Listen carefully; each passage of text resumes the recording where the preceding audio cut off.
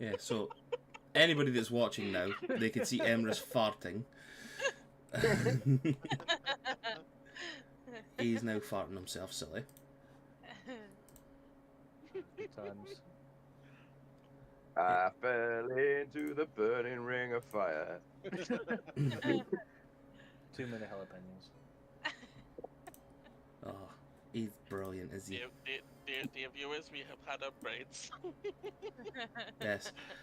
Even though we've been on Jumpgate for like the last month and a half, everybody's now just figuring out we can do these things. What So- the hell is Jumpgate?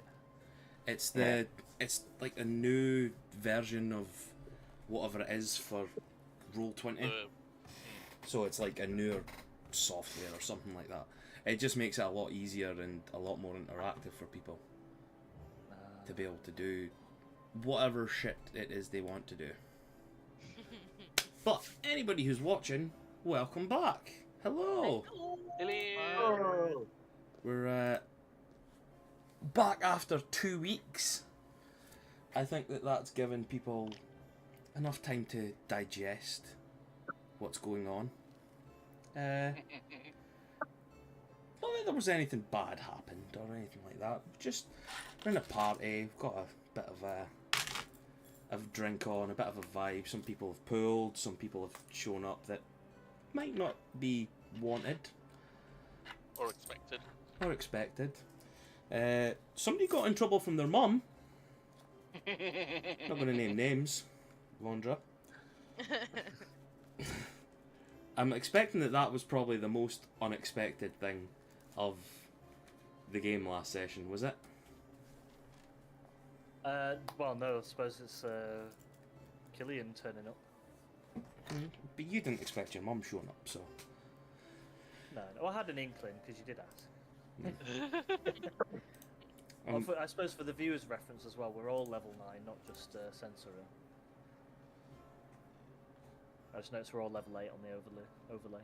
Oh, The yeah, overlay no, needs a tweak. that's mine, yeah. Because I've done the overlays just before. Sorry, I'm just busy shooting rockets everywhere. Ignore me. Because you are a fucking rocket. Whoa! Wow. Oh! So, where we last left off, you guys had been invited to a diplomatic ball from the King of Starlight Peaks, King Turcano. You all went shopping and had a lovely day out and a getting to know you session with everyone. You attended the ball, a few people shown up, people were showed off. The King of Dagger Menel, who is Vondra's mum, showed up, scolded Vondra for spiking the punch of this this party. Didn't she She's still- congratulate him? Yeah. Rather. Yeah, she didn't do anything about the punch. She's totally left it how it is. Oh yeah, she's left it. She's not giving two fucks what's actually in the punch. A few people from the High Magisterium of Avalon showed up.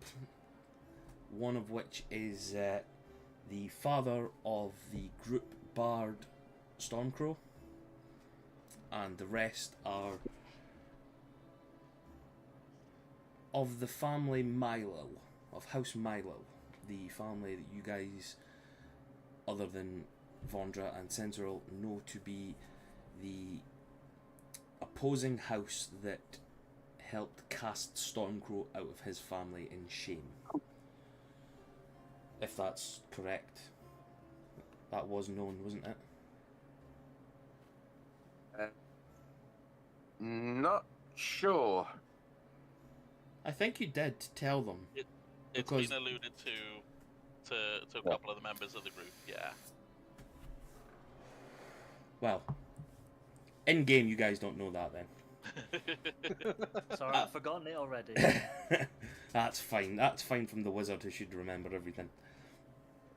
As the night went on, you all had a few drinks, showed yourselves off. There was a little bit of a kerfuffle between Phallus, Milo, and Stormcrow. And then Sensoril, the newest member of the gang, decided to put on a little show for young Phallus. And upon him showing interest, rejected him. So that she was like, "You ain't getting any of this," and then snapped her fingers and walked off. You're near enough dead, so I'm going to pretend that everybody's seen a sassy wood elf going like, Yeah. finger snapping all over the place. She was also very drunk, so she's feeling herself. And everyone seeing this and knowing what this guy sort of done to Stormcrow, you all felt a little bit jovial. Yeah, ha ha ha, this has happened to him. And the night took a sour turn, as if the wrong notes being played by the band. As announced from the footman who is doing all of the announcing, funnily enough, the entering of Lord Travana and Lady Travana, being accompanied by the head of the Fallen, a herd, a Goliath herd, and their son, the newly lorded Nephilus Travana. Those of you who know him, have seen his face, all recognise it to be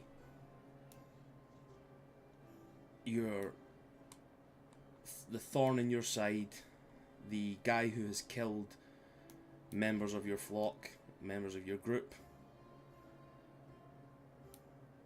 Pain in our ass. Pain in your arse. The devilish Killian, who appears to now be in one of the greatest insults ever brought upon you all, stealing the identity of your faithful companion Nephilus. Now, as you guys see this and see the devilish smile and downright arrogant look upon his face, I would like everyone to roll a perception check, please. Who? Okie dokie. Abigail, can I get you to roll at a disadvantage, please, because of the distance you are away from him? Yes, boss. But Also, just the end of last session, I wanted to do my divine sense. Oh, fuck perfect timing. I was literally about to say that. divine sense, yeah, you could throw Yeah. that up. What is it you're looking for? Because obviously Emrys will know about the creature that killed Mouse's higher up thing. And Master Nevin. that was Yeah. it, Master Nevin. And just, there's anything of that celestial sort of entity about. How far can you see it for? I'm just looking. 60 feet. 60 feet. Within a 60 feet radius of you. Hold on, hold on. You are Emrys, you are the big guy.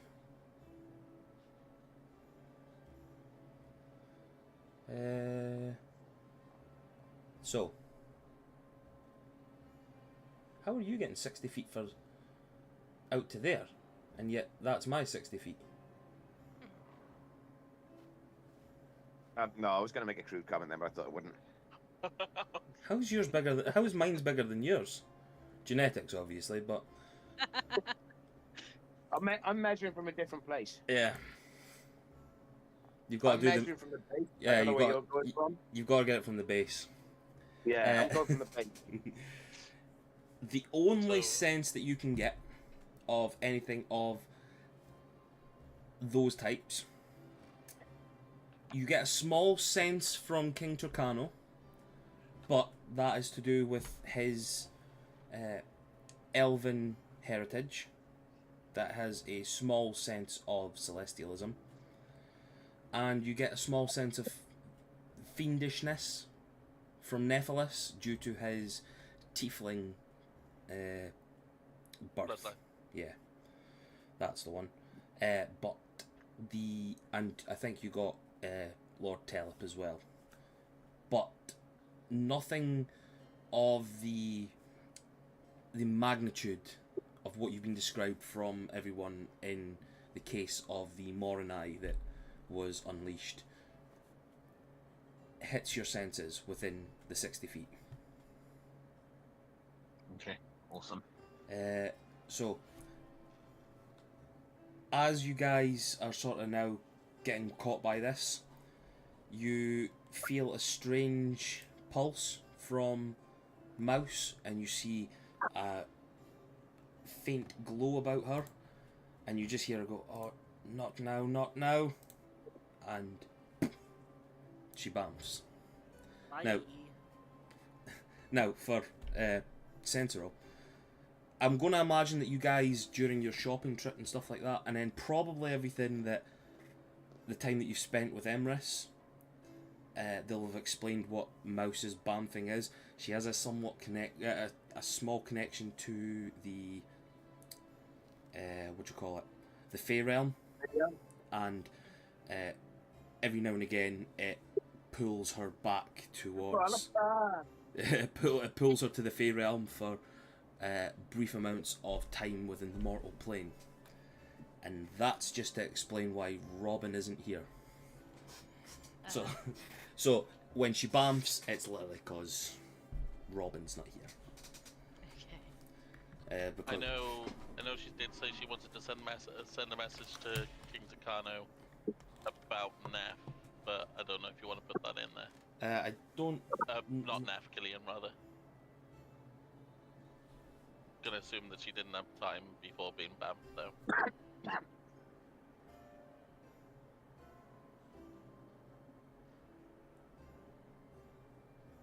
2 seconds.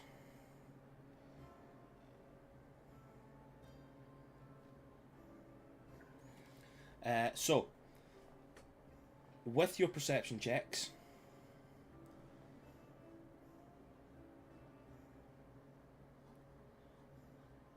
Sensoril, Abigail, and Emrys. Emrys, you get a feeling, because you know him, you instantly sort of catch what the names are and the speech, and you see you get a small sense from Nephilus, your Nephilus. Central, because even being the new one in the group, you're hearing the name and thinking, like, that's a bit strange. Well, he's got the same name as him, and he's a tiefling, and I'm assuming that they've maybe told you the backstory. I would assume that Emrys would have spoken to Sentinel about stuff Killian's done as well, yeah? In the time. Obviously, like, he'll probably have given you, like, small amounts, not too much to go on, but Abigail, you sort of see from a distance using your ranger abilities, you see that, and then the first thing you think of is the dart to Nephilus, like the look. Neph. Yes, sir. What is he doing at this moment in time? When the feeling of this ruptures the air, he finally gets a look and sees what's happening. There's no thought. It's just white hot rage. He's immediately trying to summon Hex to his side, and he's gonna go for Killian. There's no thought anymore. It's just reaction at this point. He's pissed. Quick thing as well, part of the dance floor seems to be on fire. Yeah. What? Don't know why this green element is just trapped here. Mhm. I was going to say what's happening there. Yeah. Don't quite know, but apparently we've got a small fire going on. I can't see it on anything, to be I honest. mean, so, I've refreshed it and it's gone now, so.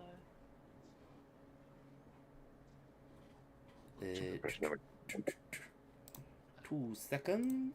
Needing to Serenity flash. put the volume up a little bit. I'm going to say Vondra's perception check is so low because she's just admiring Emerus's defined like muscles on his back, like sipping a drink. Simping a drink. Sipping. And simping. No. Oh, nice. That's brilliant. Just enjoying the music and If it comes up, being hi, distracted. Stotty. So Doesn't you're even notice. you're just like, oh yeah, this is really nice. Like, not you're still wondering like what your mum's doing. Like, yeah, what's she doing? You know, this is fucking weird. Like, can't believe. Oh no, this. she's forgotten all about Mum. She's like just like totally, just in the moment, just like enjoying the event again. Serving on Emirates. Everyone around, you do catch though that Nephilus puts his hand out and then in sheer rage, sort of like clenching his nails into the palm of his hand, bursts through the skin and blood dripping out. And that blood seems to go almost into like a magical fire, and his black blade hex erupts in front of you all, but it looks a bit more mean. It looks a bit more dark. It's once silver steel, darkened, almost as if it had been infused by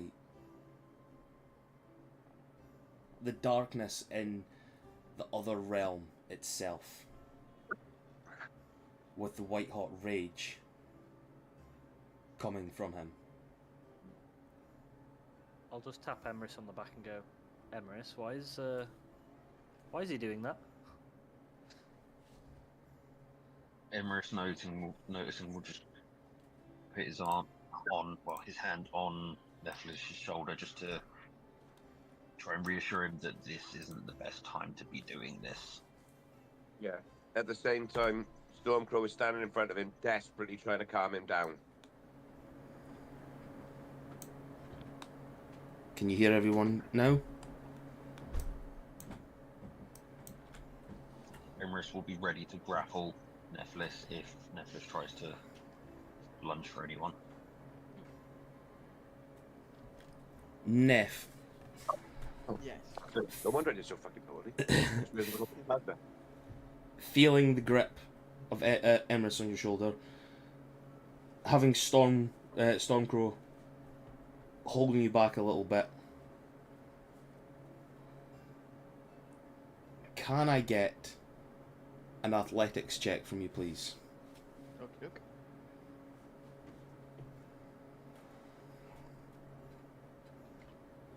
14. 14. The other two, can I get some strength saves from you? Ooh. It should be pretty easy. I'm not strong physically.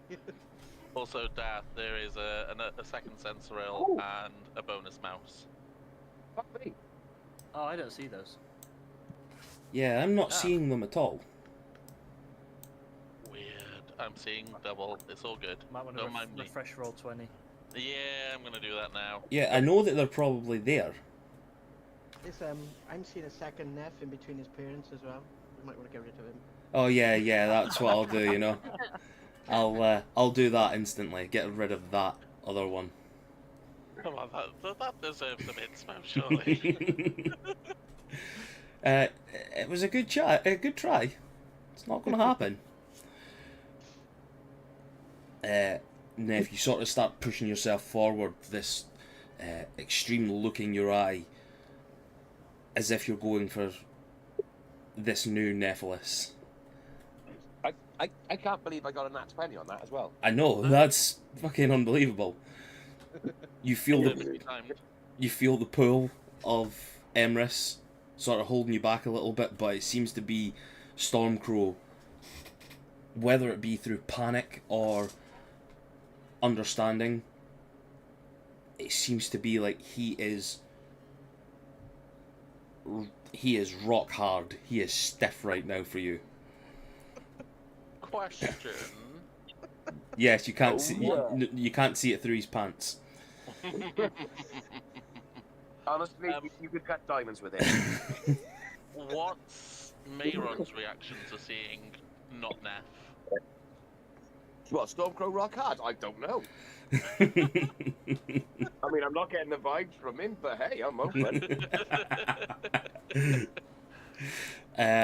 Give Abigail, if you're looking for it, give me another perception check, please. Okie dokie.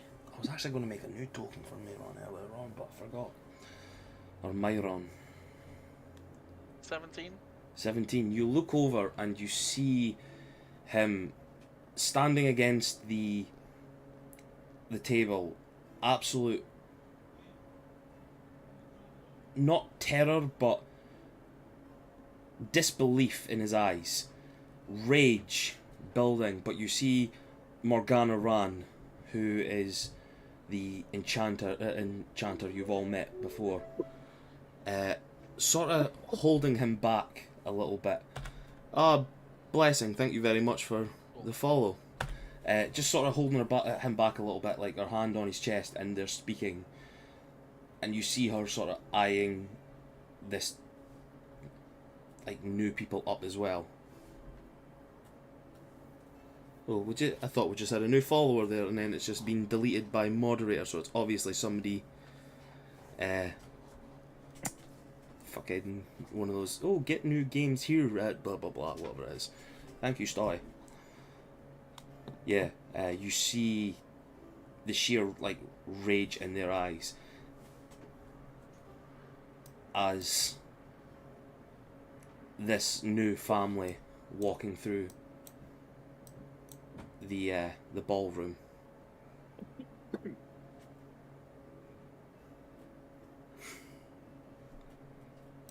What is everyone doing? Right, so I can't get past them, can I? Because they beat me on the check. They're holding you back at this moment in time. Is there any way I can edge Hex around so I can use Hex to fire off an Eldritch Blast? Ooh.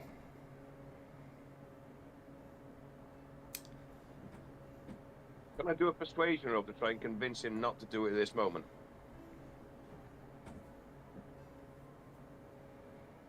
What would you say? What would Stormcrow say to Nephilus in this moment in time? I'd just be looking in his eye, just straight in his eyes, just like, not now, not now. I know you want revenge. I know you want to kill him. Not at this moment. Your parents are there. What if you miss and hit them? Roll me a persuasion check, please.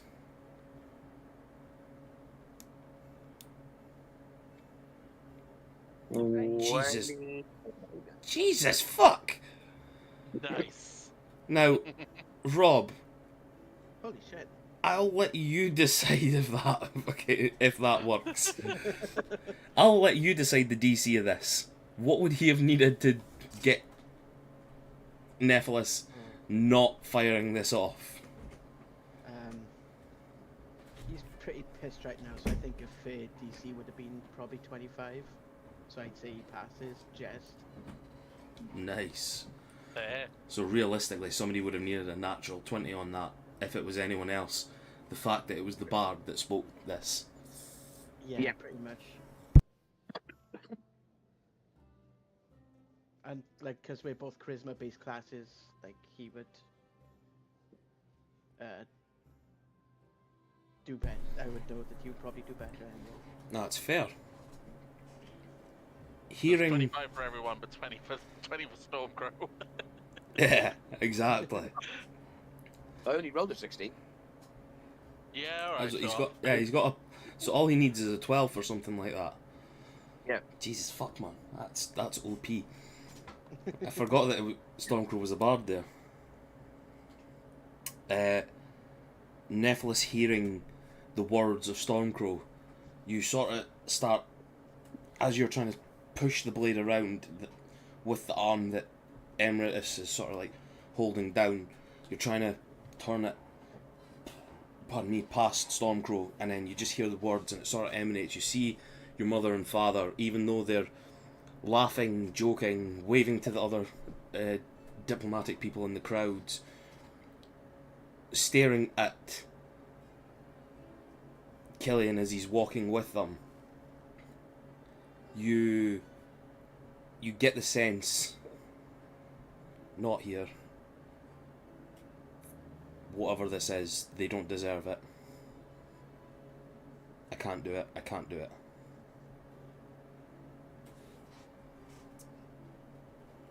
As they edge closer, Emrys, how do you feel as you see the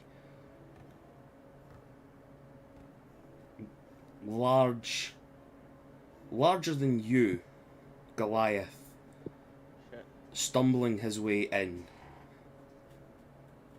knowing who this person is? How do you feel in this situation?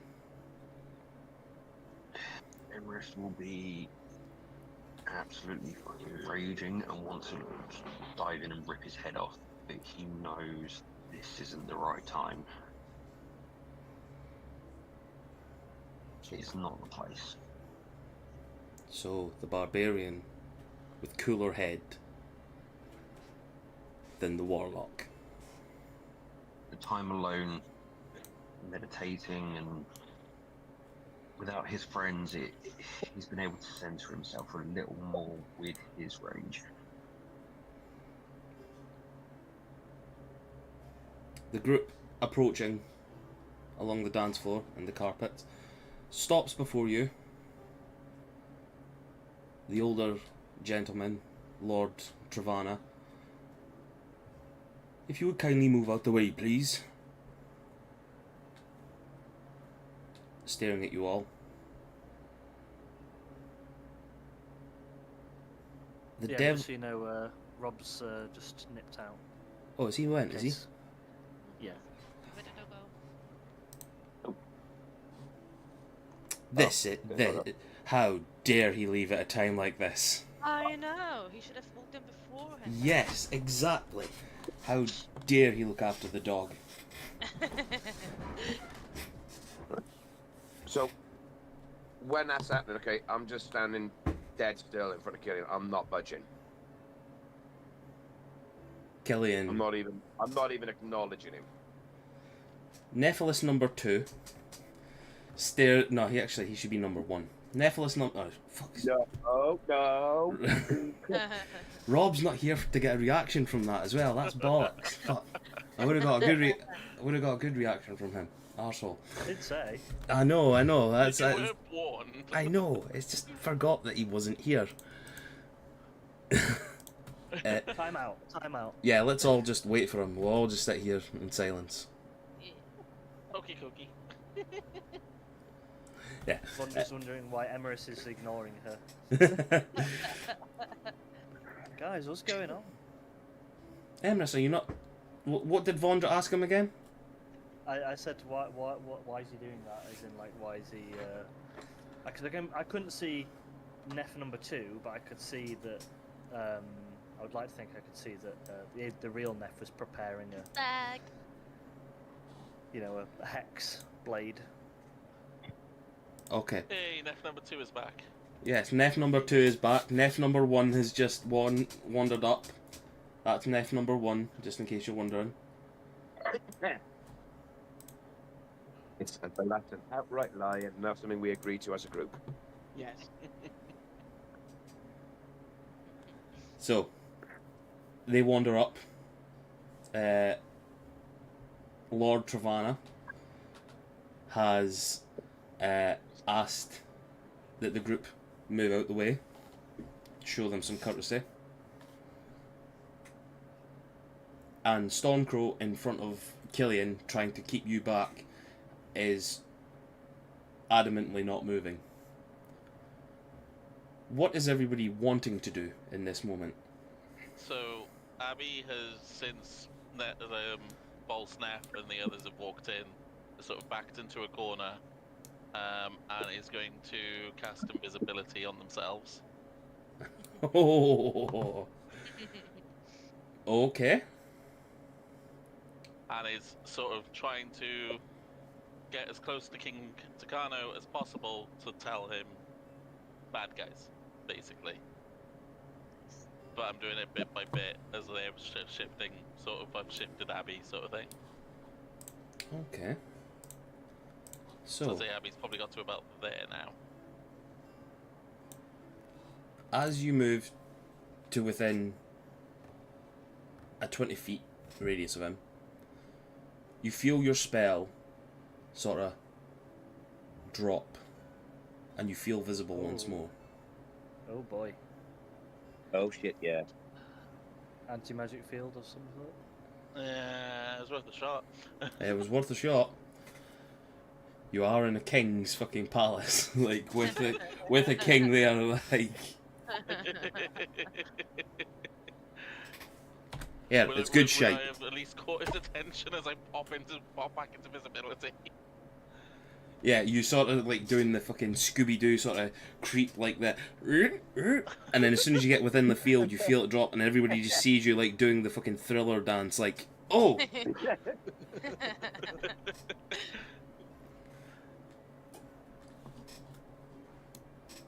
It doesn't stop you from actually going up and speaking to him if you want to. Yeah. I will continue to approach and basically go up to him and say, Your Grace, that's not Nephilus, that's Killian. As quietly as I can, obviously. What do you mean?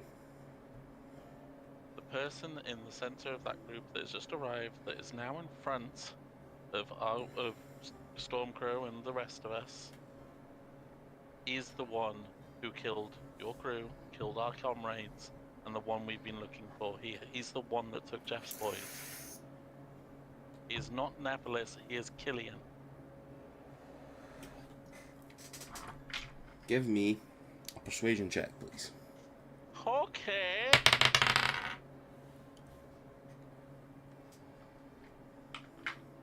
$21.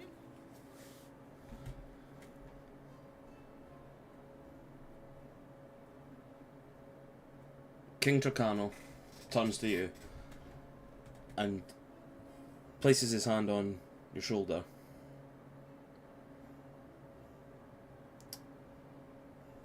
I don't think it is. That's Lord Travana's son.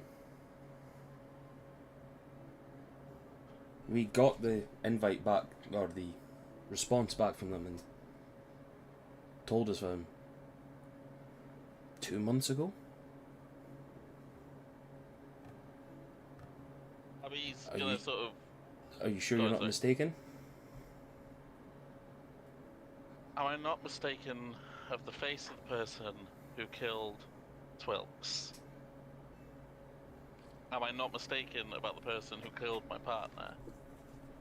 Trust me, as clear as day, that is him. I would stake my title on it.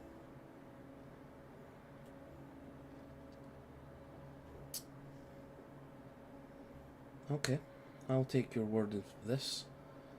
I will see how this plays out. With your respect, I would like to stay close to you in case it's needed. I'll allow it. As you're I'll sort of oh, yeah, on you go. I'll just sort of move a little bit to the side, like that. There Okay. you go.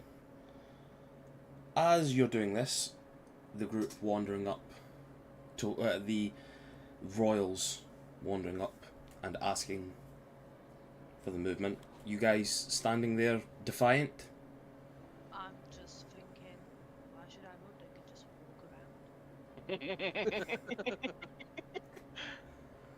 Vondra's going to slap the back of Emeris's bare back and go, "Hey, big man, what's going on? Can't see."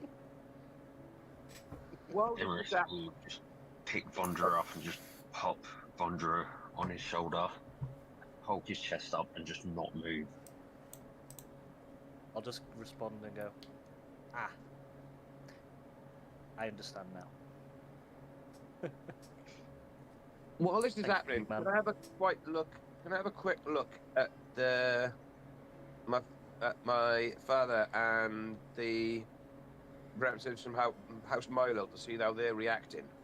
Give me a perception check, please.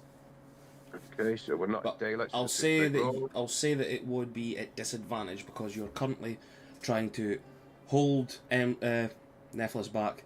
You have Killian breathing down your neck, essentially. Fuck. Right. You get a glimpse over, but as you do glimpse, it's literally just a quick glimpse. It's like, fuck, right, okay. You just see them sort of staring off into the distance, but you don't see too much. You can't see exactly where they're looking. Fair. Yeah. I'm sorry, everyone, but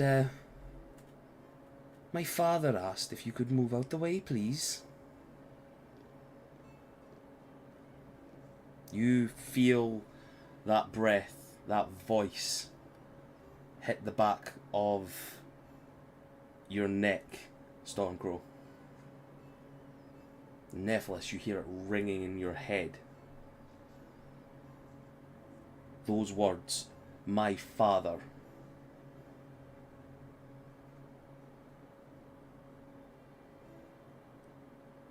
It's okay, son. We can move around them. Apologies, everyone. As his mother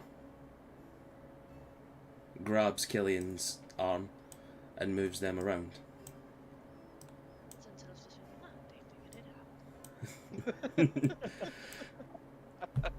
I'm just imagining like Central like not getting the full understanding of this and just like, Yeah. she's such a bitch, and like Nephilus bringing Hex on her like, don't you say that. Emrys, you catch a glimpse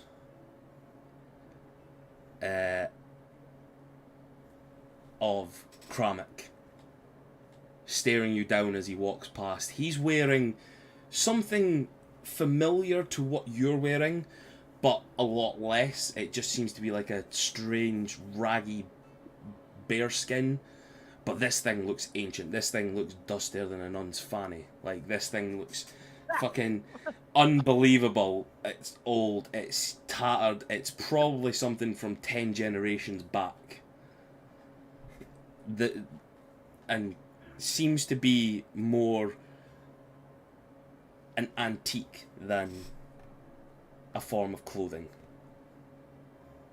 And he just catches eyes with you, and you see this giant, more ogreish than Goliath grin sort of catch you. And you see like he's got loads of teeth missing. They're not even like proper teeth of like a human, they're more like rocks. Like somebody's just went and lodged a giant fucking donkey in his mouth. Emrys will not be taking his eyes off them, just death stare. They walk past you and approach King Turcano. The first to speak is Lord Travana. Lord Travana, I humbly thank you for this gift, this invitation. Me, my wife, my son, and our trusted ally welcome this new partnership. For many years I've not had my son here. He's been off travelling, but has now returned to us. I'm trying to get him into a lordly manner, seeing as now he is our only offspring. The king sort of on his throne stares down at them, and the advice from Abigail ringing in his ears. I need to speak to you of that. You say your son has just returned.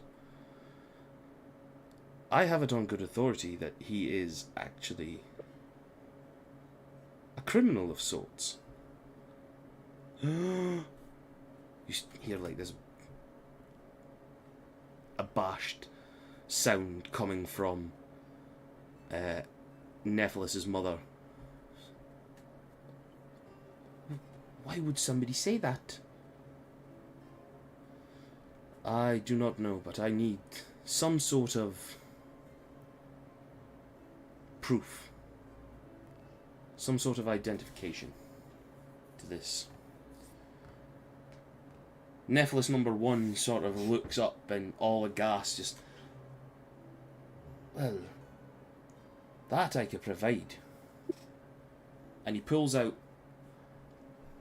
a tattered letter rolled up, passing it to King Turcano. Does that mean he enters the anti-magic field to do so? Yes, they'd be in the anti-magic field now. Okay. What was it, 20 foot? Yeah. Stupid. Why is this not working? Did I say the batteries on this fucking mouse are... Yeah, so they would be in there now. Nephilus, can I get a perception check from you, please? Yeah.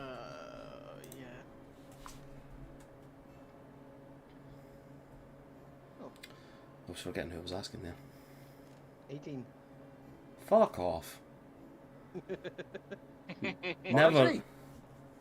Never from you. Fuck me. Yeah. Yeah, that's probably the best perception check he's ever had. I think it is. One and only. Yeah, it's all downhill from here. Yeah, that.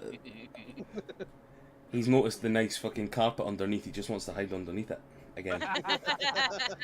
It's a fucking nice carpet as well, compared to the tattered one before. You recognise this parchment he is passing over. Mm-hmm. It's one of the 2 things he took from your body as you lay there dying when you both parted. The first thing he took was your horns, and the second was your right that proclaimed who you actually are. He presents it to Lord Turcano. Lord Turcano just looks, does a little, even though he sort of drops the anti-magic field a little bit, does a little bit of spellcraft, takes a fraction of the blood that's used for signing these identification papers, and the blood, a small amount of it, removes itself from the paper and flies towards Killian. He rolls the paper up, turns to you, Abigail, gives you a scornful look, and passes it back. I look absolutely flabbergasted because I know it's not right. Apologies, Lord and Lady Travana. The drink has been flowing. Many of our guests here, all of my invited ones included, have partaken maybe a little bit too much. And they obviously have some mistaken identities here. Well, it's not me you need to apologize to. It's my son. He pushes Killian forward. What's Killian's face like at this point? Give me a perception check. Or an investigation. Cookie. We're gonna go with perception.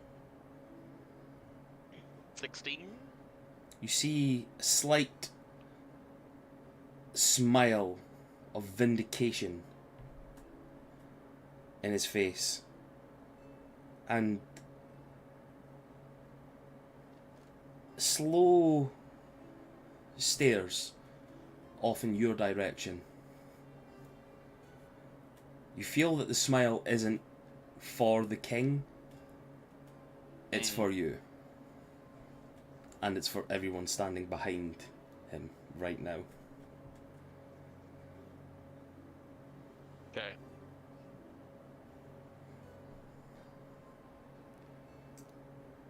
King Tucano comes off his throne, proffers out his hand in apology, and Killian takes it. The two shaking in agreement with each other. Can I, just as he's about to do that, can I just shout Killian to see if he responds?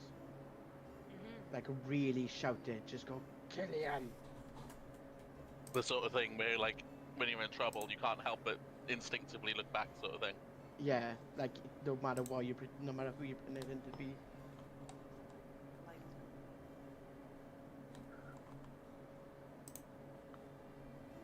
Give me. I'm wondering. I'm checking what you would do for this. I'm hoping it's intimidation, but or maybe persuasion, but I don't know. Yeah, intimidation, I would say. Okay. Oh, natural 20 for a 29. Oh, Fucking yes, boy. nice.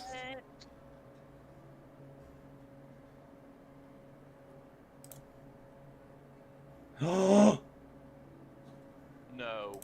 Oh, God. God, he natural No. 20'd as well. fuck off. What? Oh. And it's, yeah, it's just come to the VTT as well. Right, reroll, reroll. Wait, yeah, didn't it tie? No. Now, you've natural 20'd and got a 29. He's natural 20'd and got a 27. Oh, well, For a split second, you see his head turn a fraction. right, now the question is, did the king see that? The king. Perception. Natural 12. Natural. The king, during the embrace, did not see the twitch of the head as he was going back to his chair, his throne. Fuck, I know whose perception roll I took now.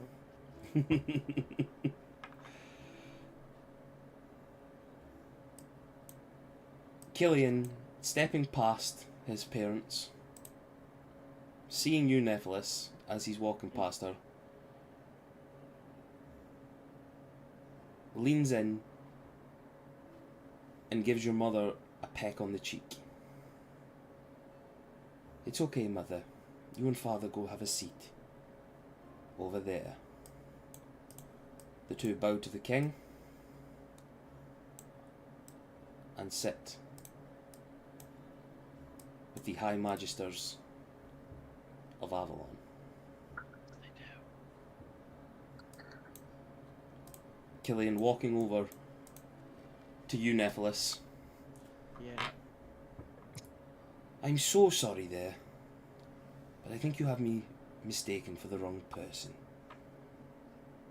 My name's Nephilus Travana. Proffers out his hand. Pleased to meet you.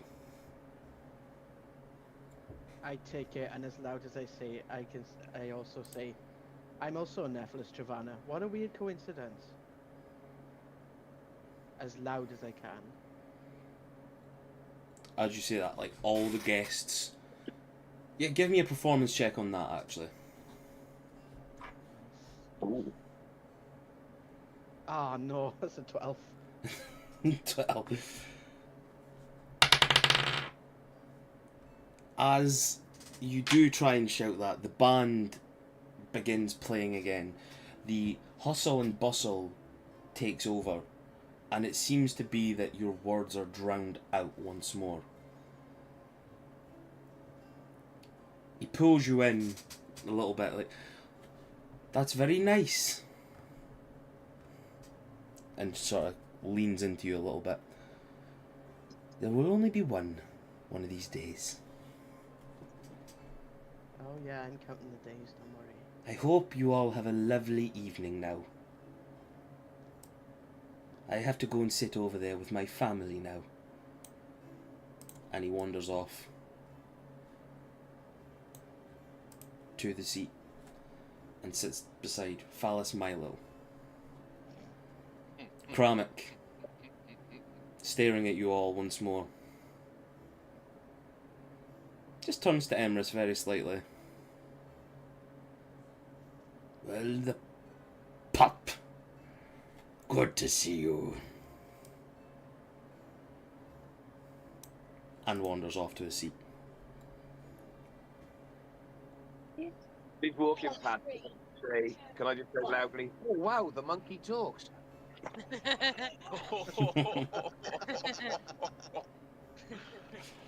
Oh, give me a... Oh, what am I getting for that? Yeah, give me a performance one for that as well. Shit, only a 13. Yeah. With that, you still drowned out by the sound. He As long just... as he can hear it, that's all I want him to do. He turns back and gives you this sort of, like, grin. The same grin that he gave Emrys. But the grin's with his mouth. And you just see, like, the scowl through his eyes. Like, he brings his, what's it called? Forehead. Eyebrows. What's that bit called again? When you're scowling. So frown. Yeah, the frown, but you know, like the makes him look like brow. makes him look like a fucking Neanderthal. That's brow. yeah, brow. That's it. Yeah. Oh, I need to get my fucking brain looked at because I keep forgetting words far too easy nowadays, and they're fucking easy words. The speaker in is getting gooder. Yeah, I'm getting good at really speaking England. Your brain, I'm thinking good with stuff. Yeah. Because it's not your native language, isn't Me, it? me fail English? That's impossible. Fucking love Ralph Wiggum, honestly. Best I watched fucking... that episode a few days ago. Oh, me fail English? That impossible. Come on, find a clip for that now. Yeah, so the group sit down with the High Magisters of Avalon and begin to have their chat. So, you are all free to do as you will in this ballroom just now. Abigail, Yes. from where you were looking before Yep.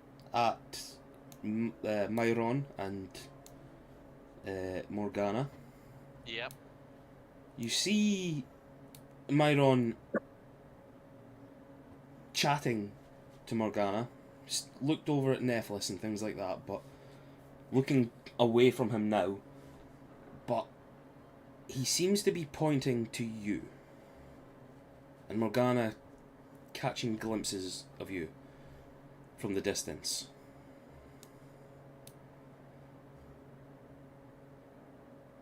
and she makes this sort of like beckoning motion to you, like her hand up, just like a finger. Okay. So yeah, as I can see, Neff and Stormcrow are sort of now walking up to King Takano. I'll move over that way, Yeah. sort of Basically, swapping over, because like Yeah. Abby didn't want to leave King Takano like unguarded in case something did go sour, but they're now Okay. there, so. So I'll say as you're moving fine. towards the table with them, I'll let Nephilus and Stormcrow sort of you guys are passing each other, and Yeah. I'll get them to do what they're away do, and then I'll I'd say there's a knowing look as we swap. yeah. Yeah. So basically, wherever Neff is going, Stormcrow's there, not like just like basically like a guard dog to keep an eye on him. so He's there to try and be the voice of reason in his ear and say, no, don't do anything stupid. fuck, Stormcrow's the voice of reason. Jeez, oh, that's Hey, fucking- I'm not talking about sex and music. yeah. Well, you were doing it earlier on. In What, the sex? I wasn't. you were trying to hit up the goblin girls, I think you'll find they came onto me, actually. and Nephilus was like drunk white bitch fucking dancing with one of them earlier on, you know? Yeah, he had gone basic bitch. Yeah, he went really basic. Yeah, it's true. He had a pina colada in one hand and he was doing that whoop whoop with the other hand. All he was missing was Uggs and torn jeans, really. Yeah. I'd say that this encounter has sobered him up quite a bit. What is it you guys were wanting to do? I just want to say to the king that, Your Highness, I don't know how he's done it, but he faked those documents. I am the real son of the Travanas. I wish I knew how he forged those documents, but that writ was originally mine. He took it off me a long time ago. I don't know what I can do to prove it to you, but if you give me a chance, I will. And I'm basically there just like vouching for him completely, saying I've known this man for years. This is the real Nephilus. There is no argument with this. That is the man who killed Twilks, who murdered so many of your people, who's got the boys. So, I would have said, give me a persuasion at disadvantage. But because Stormcrow is backing you up with this, you can have it at a straight roll. Wait. That is 34. Oh, 34? Fuck, he's not getting Yeah. it. He's not passing that. He's just a fucking stupid king. Jesus Christ, man, he's got fuck all. He's got no modifiers or anything on him. He looks down at you and says, "This is a strange occurrence, obviously. I trust your word. I trust Abigail's word. I trust the group's word.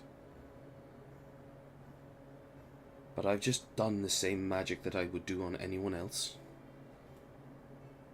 And it has proven on that legally binding right that he is who he says he is."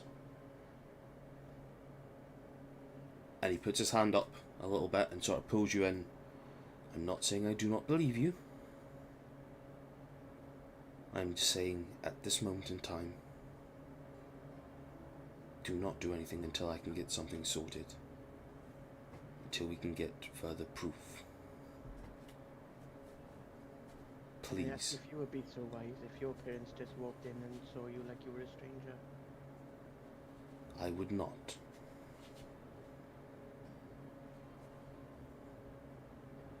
I can say that myself.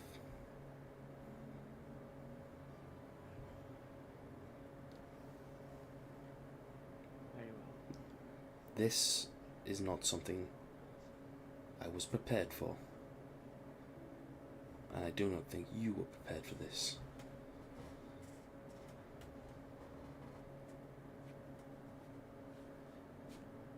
We will get something sorted. I promise you this.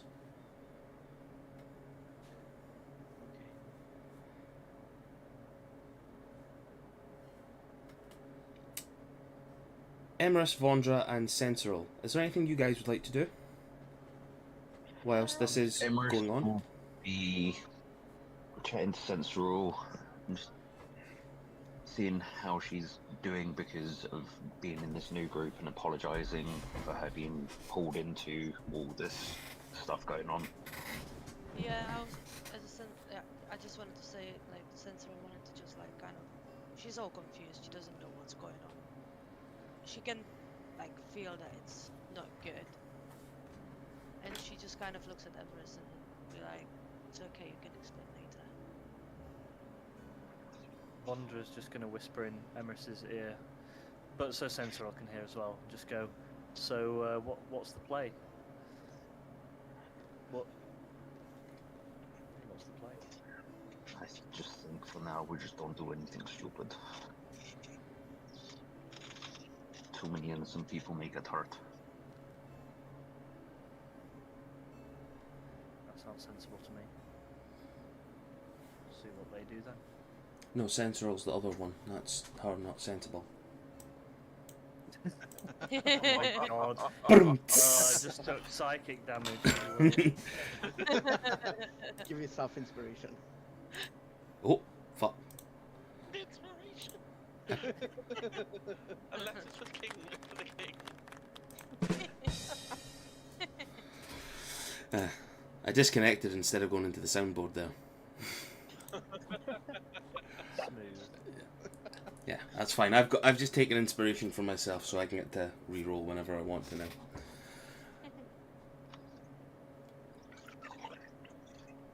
So, as obviously Nephilus and Stormcrow were moving up there, I'll say that you guys were having this conversation. Abigail walks past you all.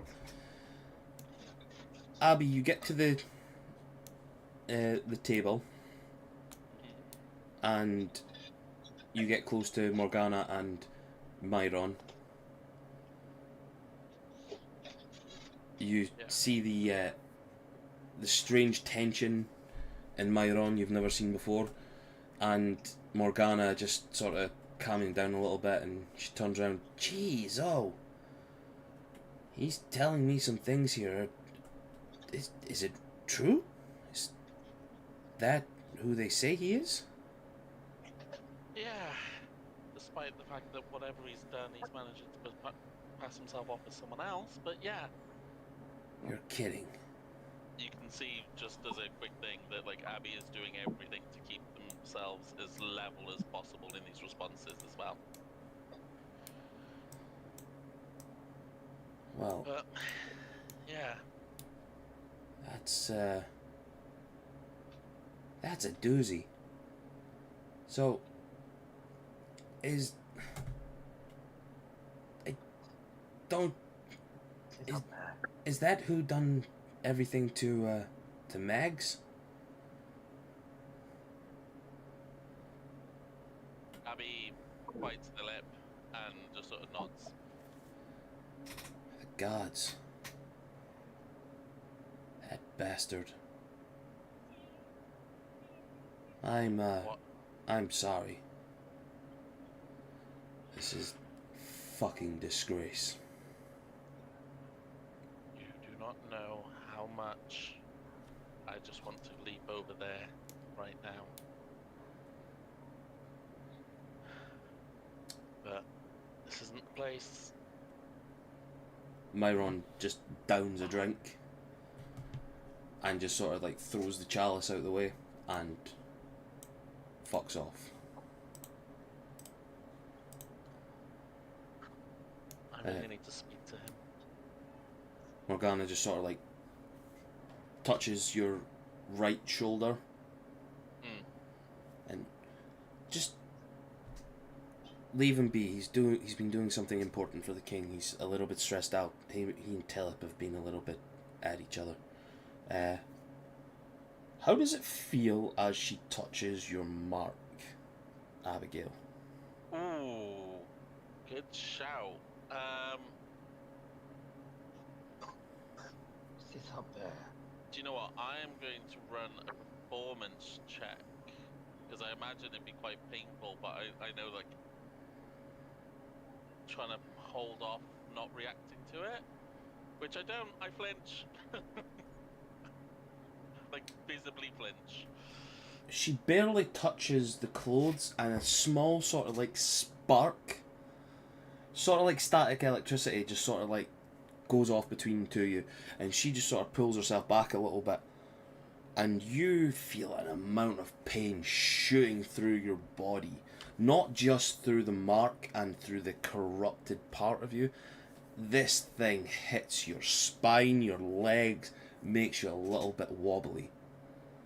As you sort of like, it sort of takes your breath away a little bit, and you just see her. Jeez, what the hell did I just feel there? Oh, are you okay?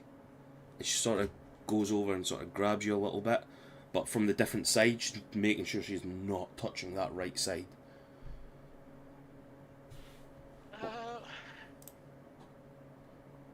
Well, that was unexpected. What the hell was that? I'm guessing Mayron's not a storyteller then. No, he's a blacksmith.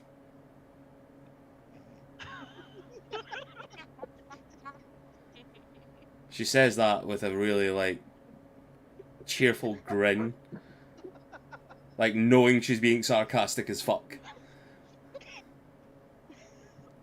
Yeah, he's not very talkative. You've been in the room with Telly. They don't talk. Yeah, that's... Let's just say I may have got myself in a bit of trouble. Oh, you're... In what way? That's not a bit of trouble. I'll sort of roll up the sleeve a little bit to reveal the wrist, and because of course corruption would have spread down to, well, pretty much covered that entire arm by now. It'll just reveal some of the, like, the corrupted, rotten, scaly type skin that Abby now has. Kill her.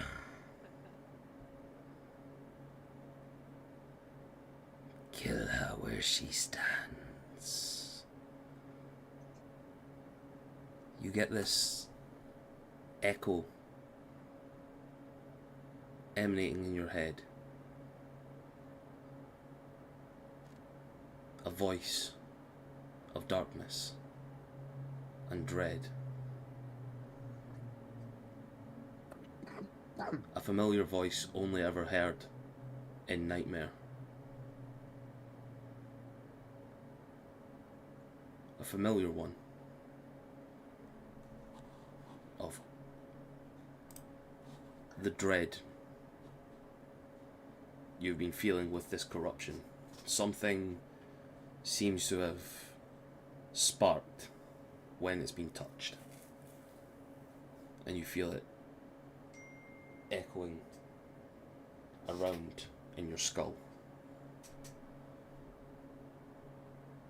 Take her where she stands and kill her.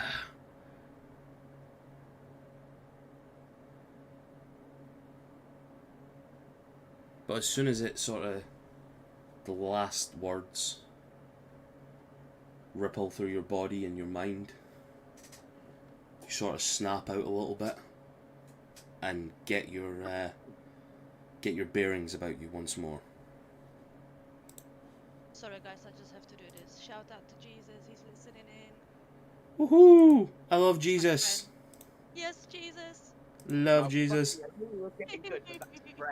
You know what? See if you're a true friend, you need to like and subscribe and follow. Absolutely, Jesus, and you have to do that now. all that stuff, all that good stuff, because the more followers we get, the more we're going to love doing this. And the more I'm going to love being sadistic and fucking these people over. Like, that's really going to help. Yeah, and you don't want to upset Jesus. Exactly. Absolutely not. So, fun fact, my Discord froze, Oh no. but I was clever. I unmuted the stream. Oh, did you? So you heard everything then? 99% of it, yeah. That's fine. We're praising Jesus.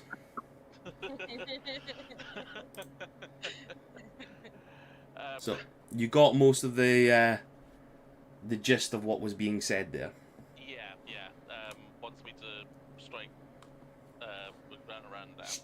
Strike her down, and you'll be more powerful than you were before, or whatever the quote is. Yeah. Yeah. That's pretty much it. Yeah, that's near enough it. Abby is going to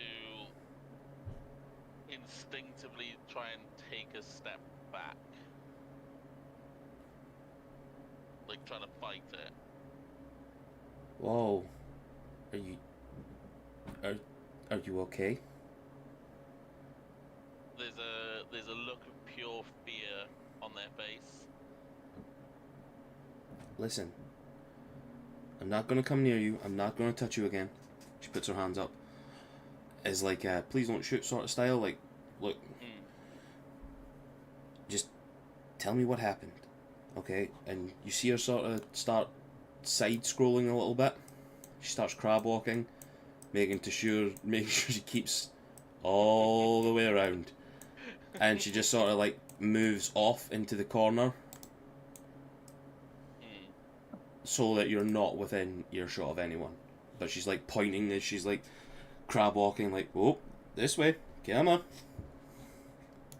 Yeah, I think Abby will pull to my here, still like Lying on slightly shell shocked. lying on your chaise lounge, you know, Not just like laying on the chaise lounge, just sort of, just sort of there. Oh, Sort I feel quite faint. paint me like one of your Bisonian girls. Yeah. Like Morgana will just sort of like take it and then just sort of look around and make sure what happened. What is this? I know what it is, but I need you to tell me. Or I know what it's like. So Abby's gonna sort of take a beat, consider the fact that like Morgana Rand has never given a reason to be suspected of that sort of thing. Working with Mayron, like that sort of thing, just sort of quickly work out in their head if they should be saying anything, if that makes sense. And then Abby will sort of take a big sigh and go, so around the time I first joined the gang, I almost died to a green dragon. I woke up Bastards. the next morning. They think they're bastards. And the next morning, I woke up with, wow, horrible nightmare of them all being, wow, and me not being able to thing, and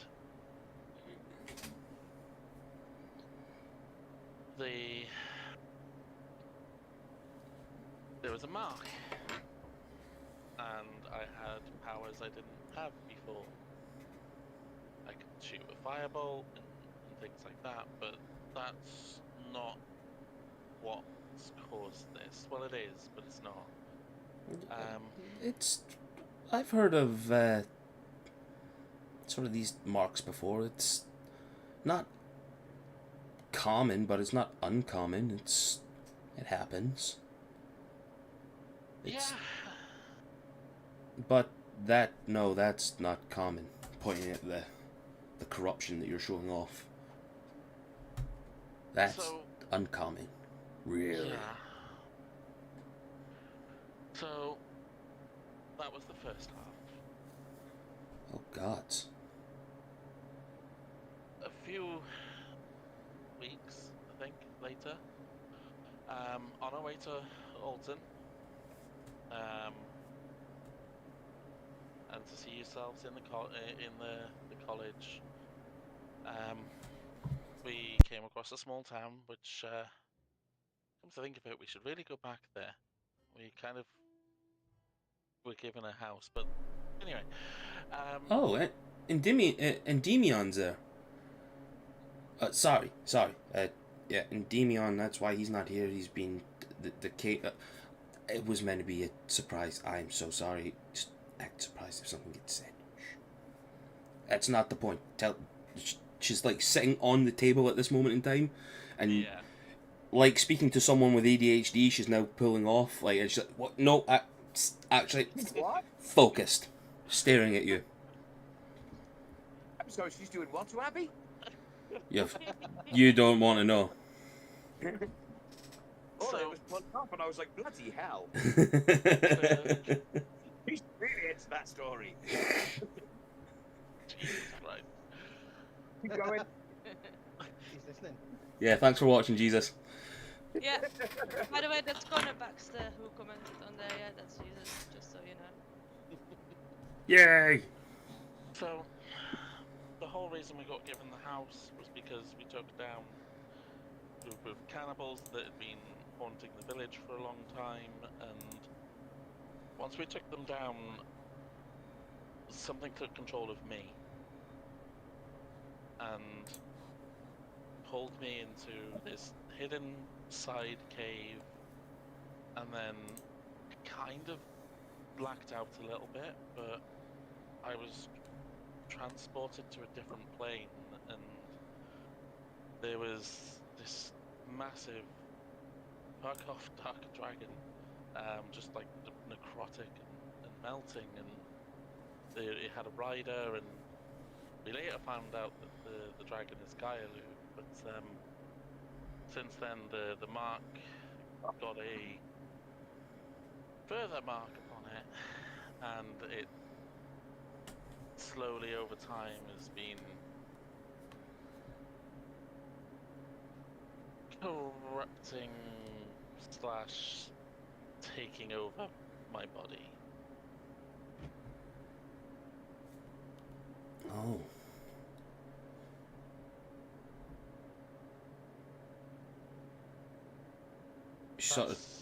That's the short version. She has her elbows on her knees and her hands are sort of clasped but under her chin. And she's like, fascinating. Wow.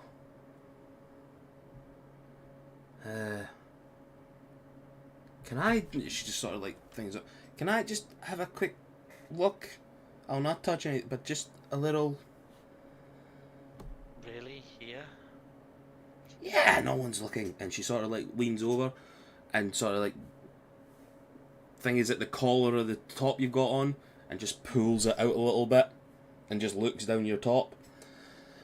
Don't anybody get fucking any ideas here. And she's... Oh.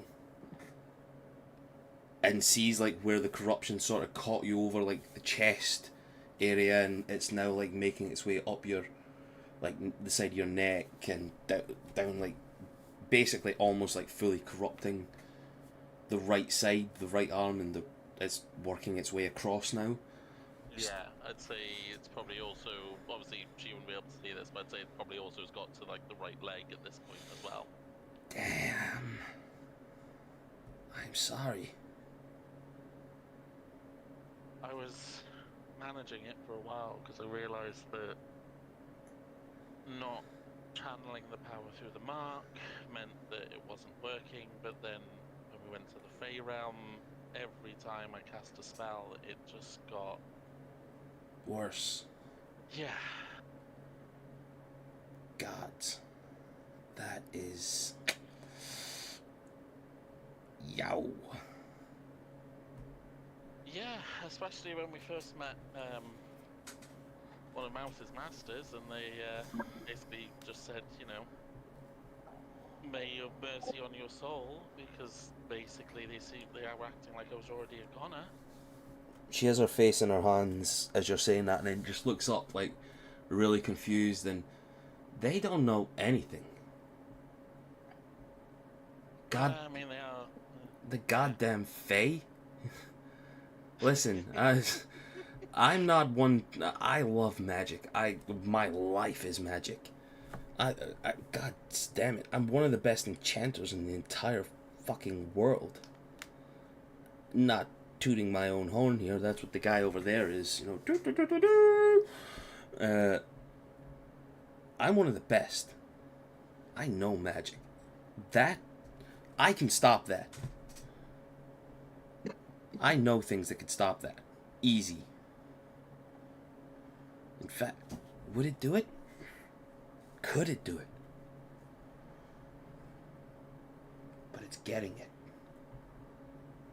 That's the main thing. I'm not on speaking terms with him at the moment. With who? It's just this old guy in somewhere. He's a bit pissed off with me about something. It doesn't matter what he's pissed off about. He's just old.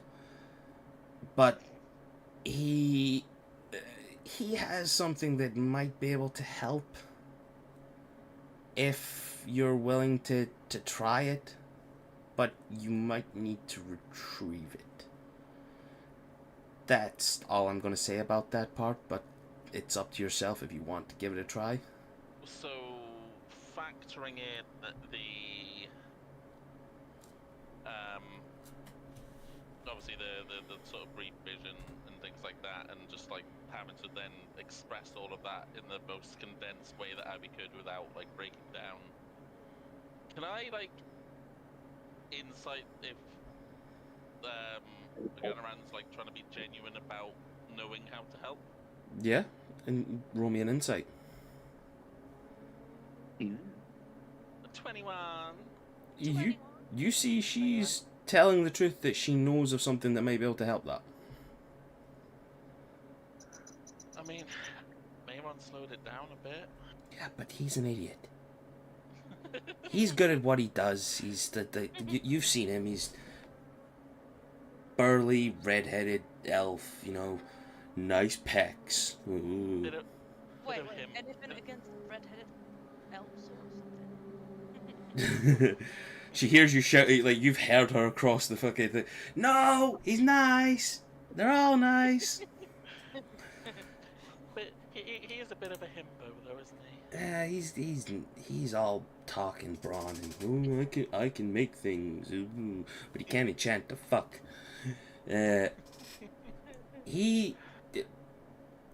This could help, or it could kill us, but it's fine. It's one way or another.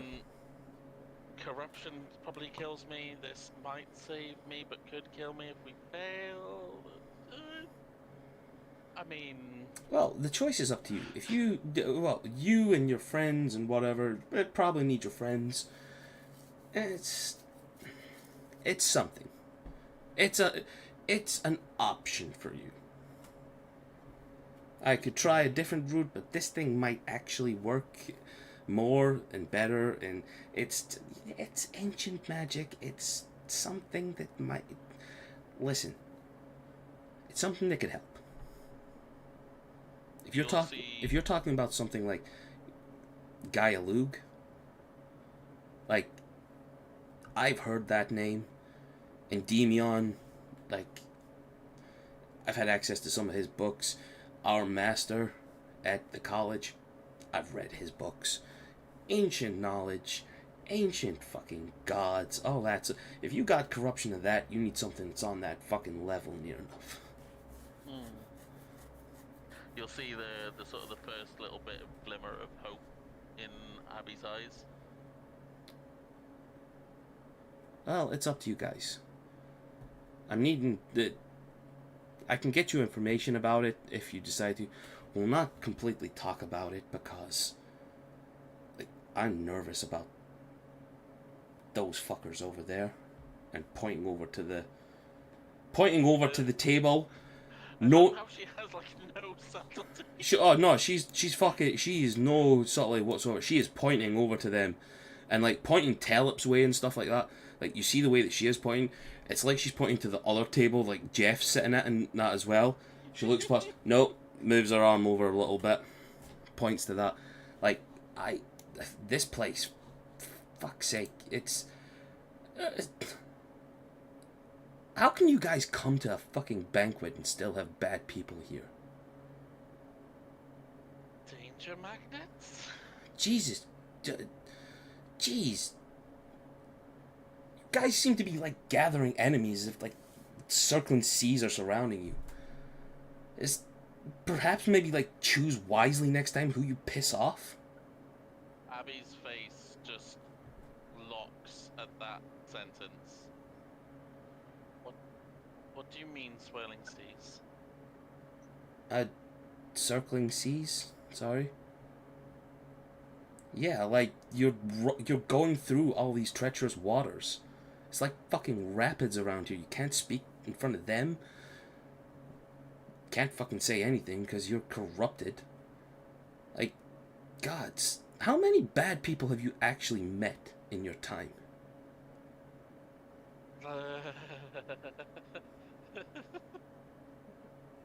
Like, gods, we can't even come to a fucking ballroom without something happening. Stormcrow's in the middle again, stuff thrown at him from a fuck nugget over there. Then somebody comes in that absolutely slaughtered your people. Like, what the fuck is actually happening here? You guys are surrounded, and you need a way to get out of these waters.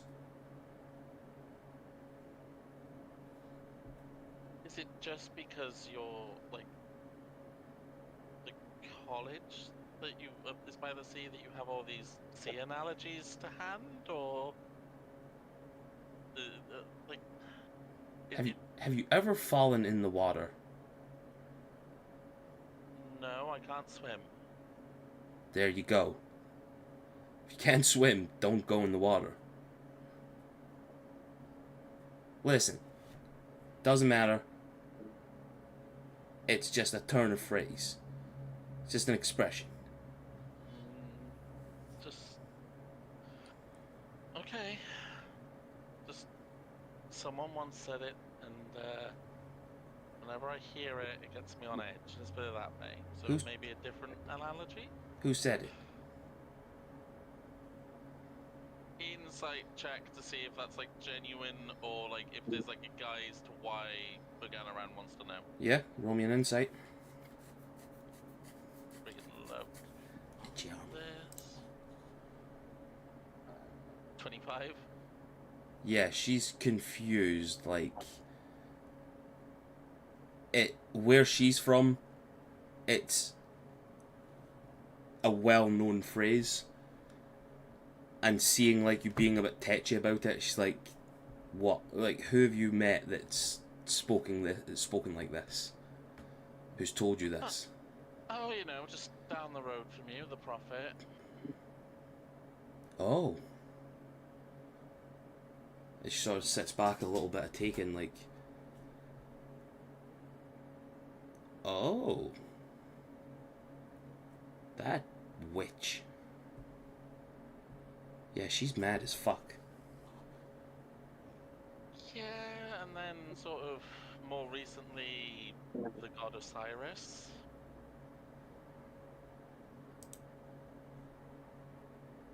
A god told you something like that? Mm-hmm. Is So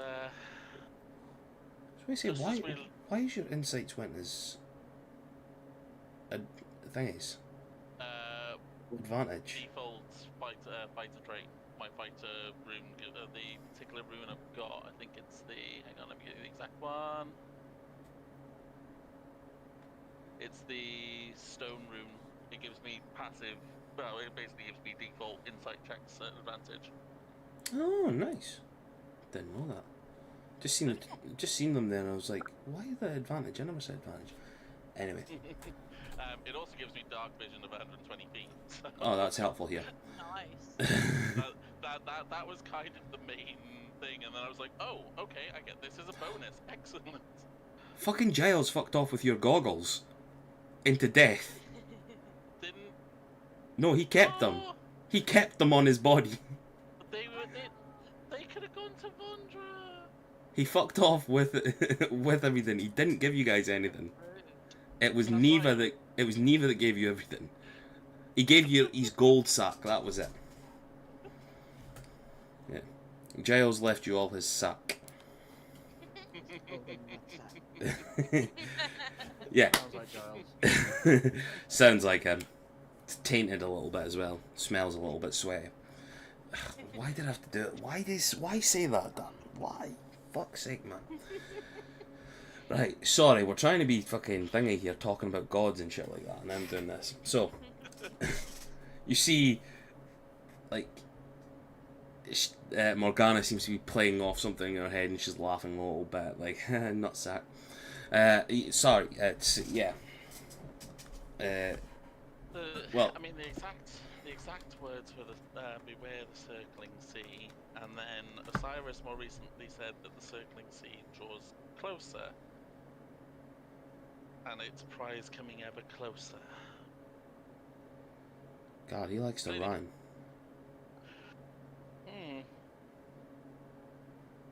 Who Well- knew gods were like being poetic, hey? Wow. And you see, she sort of like tips her fingers again and sort of like puts her nose in between her hands and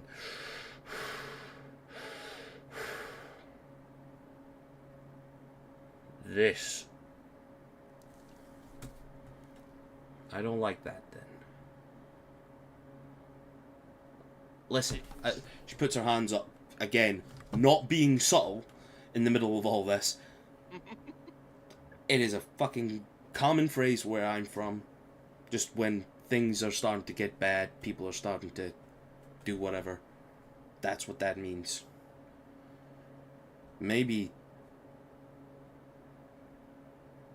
it's them telling you something's coming.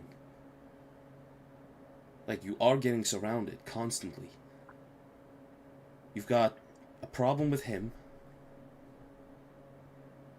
And yet again, pointing over to Killian. You got a problem with whatever the fuck, like, killed you guys in the Fey realm. Yes, the king told us what happened. Andy. You've got things attacking Mouse. Yes, Emrys told us that as well. Some fucking hag stuff. Yeah, we took care of the hag. Well, that's what I was told. I kind of frizzed out at the time. Didn't fight the hag, but was there after. Oh, maybe it's... And you're now saying you're corrupted. You guys are fighting battles on every front, it seems. Every single one of you is fighting a battle. And you're jumping from one to another.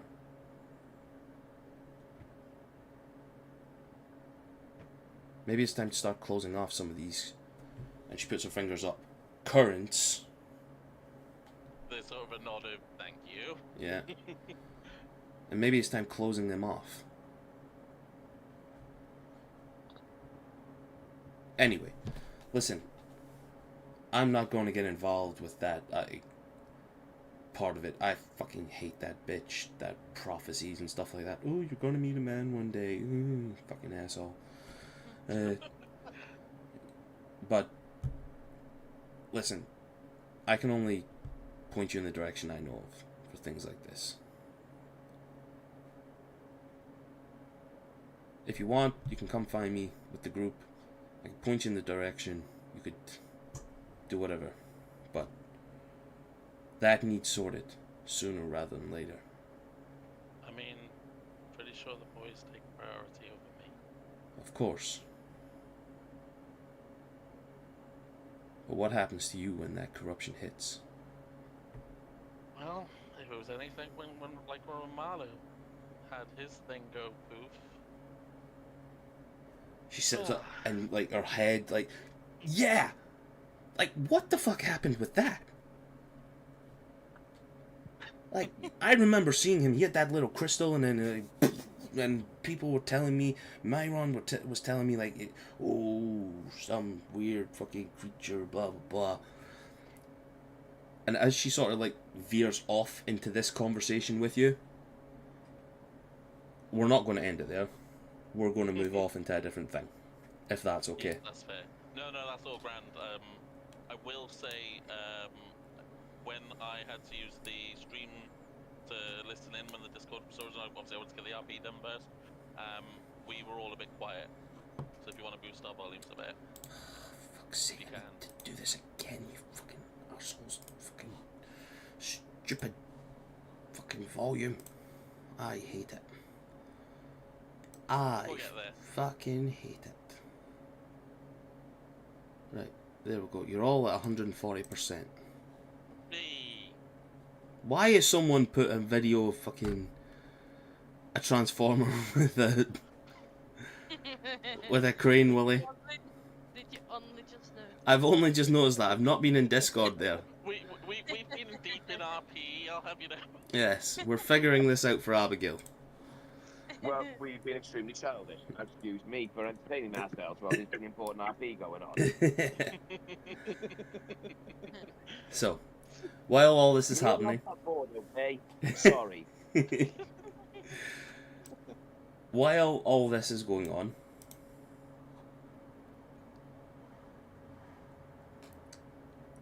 the rest of you, can I get a perception check, please? Everyone except Abigail. Just now. Okay. Straight roll, because I'm not in sunlight. Oofed. Sentinel with a +8. Yeah. Didn't know. Fuck all. Being too close to Neff is rubbing off on me. Neff's rubbing off on you. Fucking hell, man. Yeah. Not in a good way. That's back to drop 5 to 3. Yeah. Yay, Neff's perception, a 3. Wait, haven't I got my shield again? No, because you guys are not. You're in a like a ballroom. Wearing fancy Yeah. clothes. Exactly. You.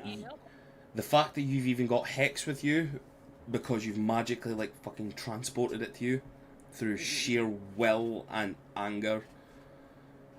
Yeah, like even Emrys is able to take the blades off the chains and leave them somewhere.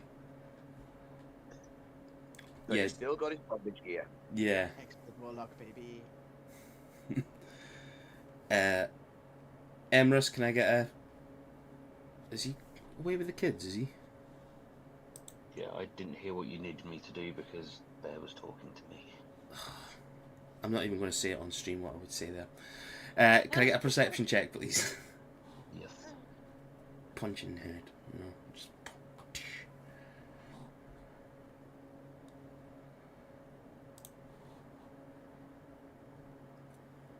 Neft it, that one. So, Stormcrow, Emrys, and Neff, you guys are feeling such rage, and you're just sort of like not caught, even though you're sort of know where these people are that you hate, you're not concentrating on them.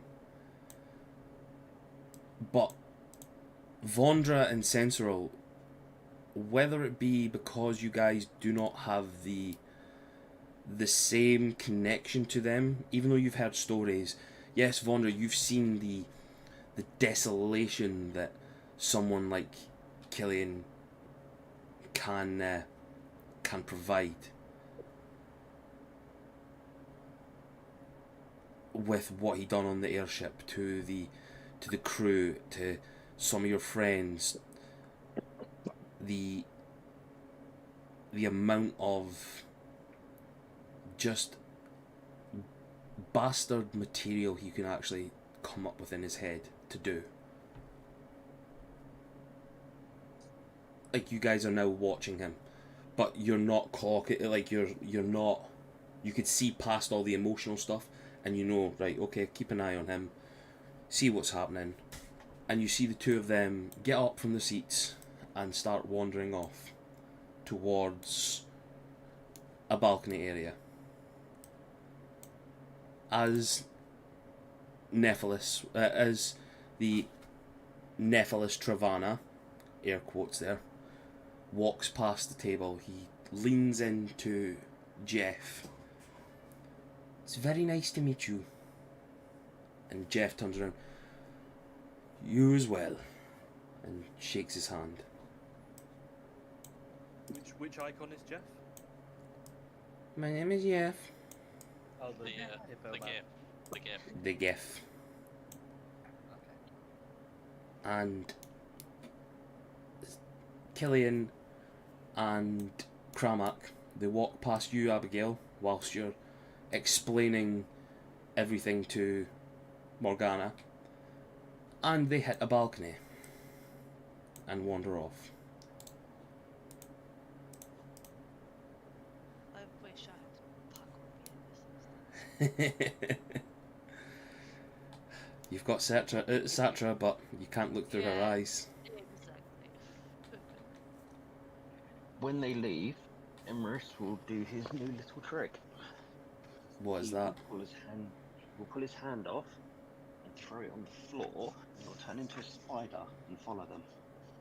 Nice. Oh, Wonder's what? gonna go, what the fuck? Yeah.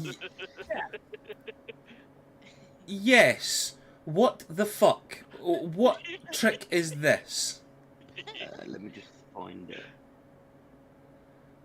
Display it in VTT, please, because I need to see what the fuck this is. I love my Grim Hollow book. Fucking Grim is It's where it's fucking right. It's where Bondra's maggot spell came. Not Bondra. Oh yeah, Dinos, yeah. Dino's the- maggot came from me last night. If you click on the spell and yeah, there we go.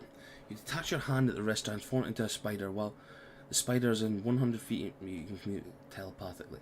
Additionally, as an action, you can see through the eyes until the start of your next turn. During this time, you have deafened and blinded. Jesus.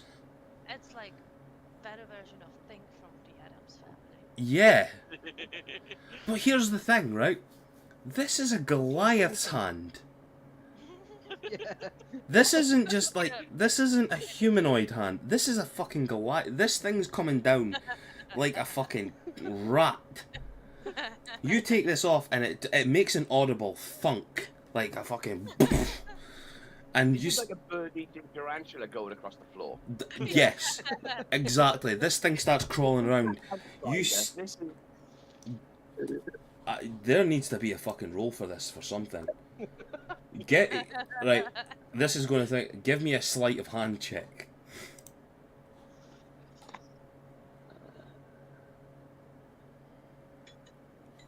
Just the one. and Yeah, this was this was going to be treated like a stealth check of the thing because it's sleight of hand, obviously. Brilliant joke. Yeah, It doesn't say what size the spider is, to be fair. It just says a spider. yeah, it does, but that's what I'm saying. Like, I mean, It doesn't say it's proportional. you are still seeing a Goliath like rip his hand off. yeah, like he has literally just went okay, popped his hand off. Wander out. Vondra is drunk at this moment in time. Actually, Vondra, give me a Constitution saving throw. Because I want to see how fucking loud she screams this. Nah, she's not drunk. She's got a buzz, but she's cool. Yeah, he pulls off his hand and it just fucking turns into Thing from the Addams Family. why is everyone pulling things off tonight? Abby's getting pulled off. Emma's pulling off his hand. You were getting rock hard for fucking. You were getting stiff. So, I mean, this is another level. Pulling your hand off. yeah, this is. Spider. This is fucking. Whew. I can't wait to see the token for this. There's. You know what? You know what the token is for this? It is going to be that. You follow with your fucking spider hand and you tell them what you're going to be doing. And it follows them out to a balcony. Is that a bunny? That is Mouse's spiritual hand because I am not fucking. There we go. Now I can see it better. Yeah, I thought it was a bunny rabbit at first. I'm thinking that's a weird looking fucking bunny. It's the only thing with a hand that I've got there, and I'm not making a brand new... Yeah, Not mid-session. Anyway. yeah, exactly. Fucking Android 16. The hand starts crawling past. The people are looking down, and you're hearing people go, "Oh, what the fuck is that?" Somebody even tries to kick it, but they're too drunk. They're like, on their arse. Wait, you saying it didn't transform into a spider? It's literally staying as a hand. Do you want it to be a spider, Emrys, or do you want it to be thing? Yes, I want it to be kind of like a small tarantula, so then it can kind of stay hidden and like climb onto the walls out of the way. I was going to give it that ability anyway, but it was just going to look like thing from. But we'll make it a spider. Well, we can make it a spider thing. Like So- a I hand think with, as a long as it's spider with stealthy, hand-like features. I think as long as it's stealthy, that's all they wanted. Yep. So That we'll, transfer would be so big that Nephilus would be able to count all the hairs from his body from 20 feet away. Nephilus probably hasn't even realised that Emrys now doesn't have a hand. What is the case with that, actually? If the spider is killed or prevented, your hand is restored, but you take 1d6 points of psychic damage. Jesus. I would have just said that you didn't get your hand back if that died. That's a fucking be-all, end-all situation with that hand. You've got two uses of it. If not, it turns to feet. Yeah, it crawls out and it follows them. I'll say you get the distance with it, but you crawl. What I was going to say was I would get Central and Vondra and that to walk towards where all the drinks are and tell one of them just to keep an eye on me while I just basically, my eyes go white while I'm focusing through the spider. Yeah, I'll look after you. Yeah. Happy to do that. Are all three of you going to the drinks cabinet yet? Yep. Yeah. Vondra just wants that so she can get close to the drink. Oh yeah. What's the token beside it? I'm deleting whatever that is. I can't see what it is. Yeah, sorry, I just moved you guys closer to the drink. You can move the hand wherever you wish, Emrys.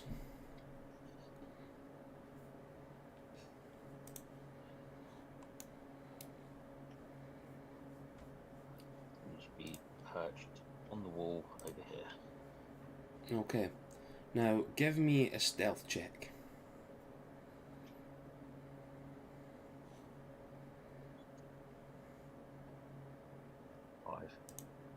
A natural 1. Oh, That's third Is natural this one for in a that- row. Refresh Is your that for page. the hand? That's for the yeah. hand. Hey, drop your dice, do something. Damn, if I was in 30 feet of it, I could give it my lucky feet, but I can't. Too far. Ah, You're going bastard. to give a hand a feet. 22. Oh, you rolled again. Hold on. Perception. Oh, 13. You manage to get the hand perched in a position that it's not visible, but you can hear the conversations that's being spoken. Ugh. I just need to kill the dog, little pup. Settle yourself down, Kramak. It's fine. They'll be out here soon enough. They seen us leave. And he's more in a relaxed position. He's got his hands behind his head and he's just staring out over the wall. Soon enough they'll come to us.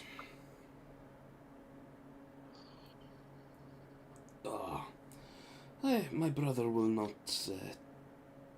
take kindly to all this. My little hijinks.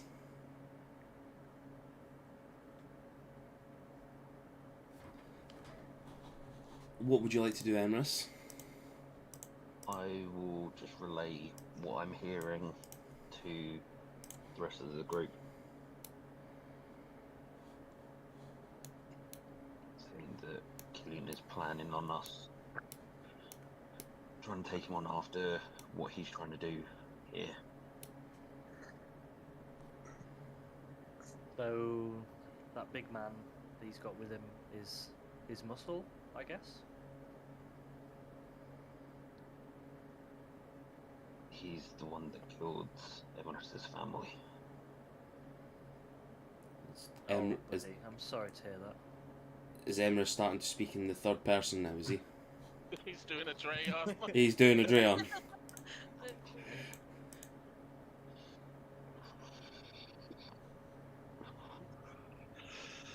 I'll hand from my. Well, actually, no. I'll ask And DM. Would I have been able to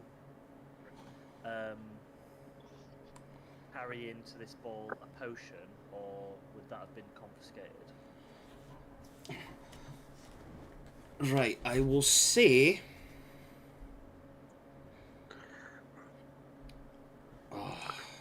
You guys don't have a bag of holding, do you? No, we can No. use the bottle as one. Yeah, you've been using that. Oh, and Neff's I've got a bag of I've got a bag of holding. Do you? But I wouldn't have brought it with me. When did you get a bag of holding? I bought a bag of holding once when we were shopping. Remember when everyone else was buying shit for all themselves, and I bought a bag of holding? Did you? Oh, Yeah. I've forgotten about that. Right, yeah, so if he's not, if he's had a bag of holding and he's not brought it with him, then what potion would it be that you would think to have brought? Well, I just didn't know what most of my stuff in my backpack was spell scrolls and then a potion of storm giant strength that I would hand to Emrys. But obviously if I don't have it, I don't have it. Yeah, I'm trying to think, like, I don't know how well we were searched when we entered the palace. you guys teleported into the palace itself before, and then obviously you've stayed overnight in the bottle, and anybody that wanted to be in their own rooms and stuff like that. So would and- we be frisked at any point? I wouldn't say you'd be frisked, but it would have been like, there would have been a dress code sort of thing. So like being asked to bring, like if you tried to bring in a backpack. But I'll say, like, if give me a persuasion check, right? Sure. Yeah, because I would have. My costume specifically had spell scroll holders underneath the cloak. Not necessarily potion holders, but. Yeah, like Yeah. I would have brought shit with me if I could get away with it. If I couldn't, then I would just left them behind. You did manage to bring your hip basket. Yeah. I only rolled a 4, sadly. Great 4. So I would say that it's like the way that I would look at it is like for a spell like that, or for a potion like that. Apologies, like trying to persuade the guards, like, oh no, this is for a party piece later on. Like, I really need this. You know, like that sort of mentality. You know, like, oh, it's going to be funny seeing a halfling be able to bench press a fucking Goliath, you know? Yeah, we'll say that they didn't let me bring stuff in then. I'll say that you were sort of frisked and you I found... wouldn't have let them confiscate anything. I would have given it to, like, Stormcrown, put it in his bag of holding then.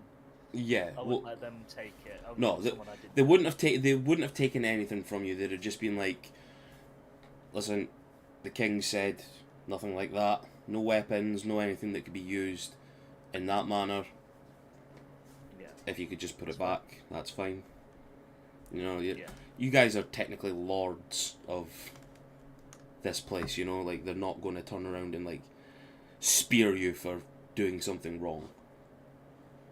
I mean, I'm no lord, but yeah, no, that makes sense. You and Sensoril and Nephilus are all now lords. Oh, sorry, Nephilus number 2. He is technically a lord as well now, so that's... Nephilus number 1 is just outside on a balcony. Karen, as you were. Saying Yeah. about webcams, I would love to see Rob's face every time you do that. I don't worry about what fake Nephilus would do, you know. Sorry. Hornet's nest. I'm trying to push him to kill him. Or to try and kill him. Yeah, so I'll say that you're like patting yourself down. It's like, oh yeah, the storm giant. Oh shit. Ugh, they found it on me. Like that sort of thing, you know, like you know you had it on you and it's like, yeah, it's a really good idea. Ah shit, no. Like that sort of mentality. Yeah. So, you're relaying it to everyone that's around you, Emrys, yeah? Are you also, like, flagging down everyone else? I'll be relaying it to the people around me because I'm basically phased out. Can't see anything going on around me. Can't hear anything. So What? it would be Vondra down will to. hop off. Yeah. Vondra will hop off and leave Emrys with Sensoril and go and relay to Stormcrow, Abby, Neff. Okay. As you're sort of running up to Stormcrow and Neff, I'll move Vondra for you. You see them still sort of like arguing and whatnot, and or trying to be thingy with the king, but then like the two goblin girls are sort of coming up and. So, who's taking us home tonight? Vondra will just walk through the middle of them all and just go, nobody, and just literally doesn't even look at them in the eyes and just pushes them to one side, and just just locks eyes with both Neff and Stormcrow and go, I need you over here, please. And Emrys needs you over here. And try and persuade them to come away from the goblin girls. Oh, fuck, this is going to be a hard DC for your persuasion. Yeah. Yeah, this is going to be a natural 40.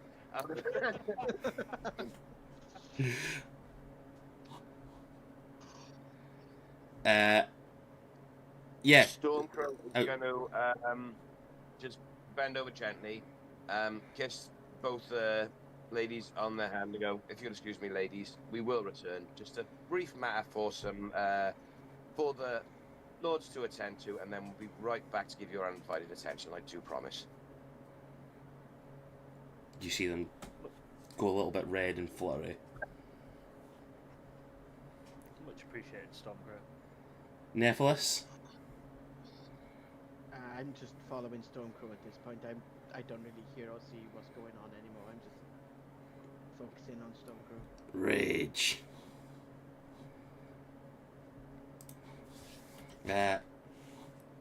Is that your way, Denisa? Is it? Yeah. Sorry, it fucking took long there. No, it's not. No, it's not that. It's not that. Normally I would, but yeah, I have to shoot off soon. So. Well, we'll send you. Enjoy the rest of this session, guys. We'll send you the recording once you get to the end. Yeah, do that. Yep. Have a good night. Good night. Oh, And I'm assuming like you'll have like Sentinel will have then like went over to Abigail and told them what's happening as well. I'd assume so. Yeah. So, you guys get up to Emrys. He starts relaying all the information, saying that the two of them are outside. What's the plan?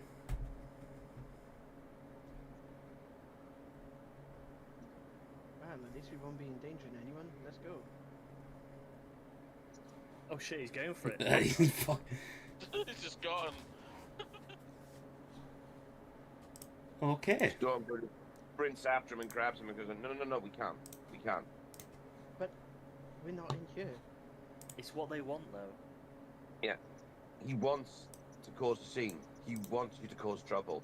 He wants for you to try and be disproved as not being Nephilus.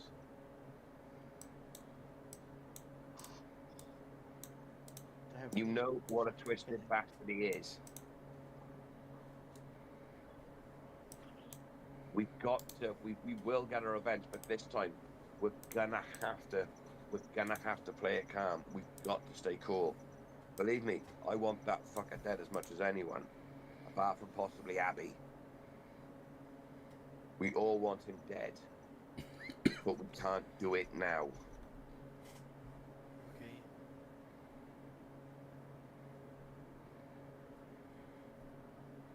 So, I sort of went if you end up covered in blood, how are you going to get those girls? I mean, I'm red. Who's gonna tell?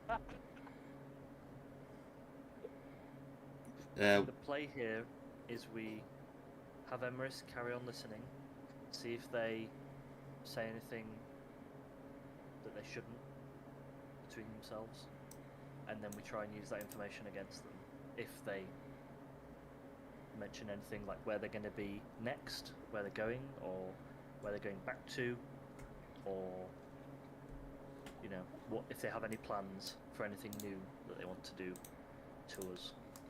I think we listen, we do reconnaissance, and then we strike when the moment's right, which isn't now. Emerus, while this has all been spoken about, you're still looking in through your hand, through the spider hands, and you just see sort of Kramik pacing back and forward, and Killian sitting on the wall, dangling his legs, just sort of like whistling a tune to himself, and just sort of like staring off at the doorway that he expects you all to be coming from. Just a slight smile on his face. I will relay to the group that they're expecting us to walk through that door. I don't think we should give them the pleasure.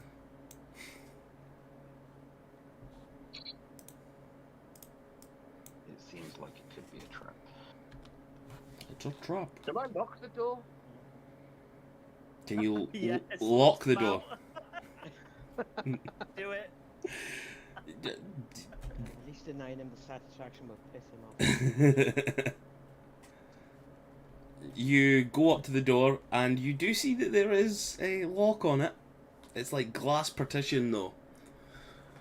I mean, does Vondra know arcane lock? I do not. How big is the door? How big is the door? Yeah.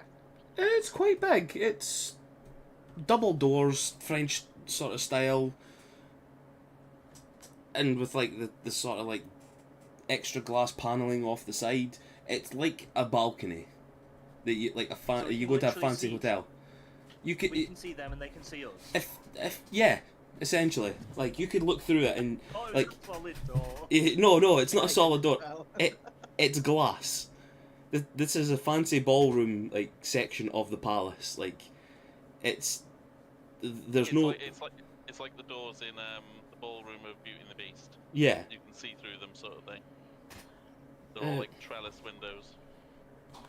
Hold on. As you're sort of like walking up to the door and you're away to lock it,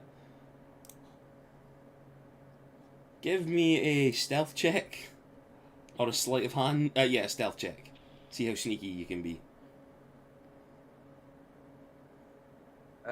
18?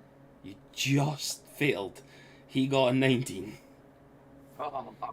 You go over to the door, you lock it, and then as you're looking out, you see Killian sitting there at the end of the walkway, and he just sort of puts his hand up and gives you a sly little wave. what a cunt. Question, DM. Yeah? There's no lock. There's no key in the lock, I presume. No, it's just like one of those. Are there handles though on the doors? There's handles on them, yeah, but there's like Okay, those so clicky locks Do the doors open outwards or inwards? inwards. Inwards. Perfect. Okay, I'm gonna cast rope trick, and then with the 60 feet of rope that gets generated and sends it up to the ceiling, I'm gonna use some of that rope length to tie the door shut. And at the same time, I'm going to cast darkness on the doors. Oh, beautiful. Okay. So, So a rope just goes 60 feet up, like from the ground Yeah. up, and then I'll use the bottom of it just to tie the door shut. So after I Wow. tied it, I'm going to cast darkness. So me and Nap will move back over to the table. And if I cast darkness... So the doors are by... there, yeah? yeah, roughly.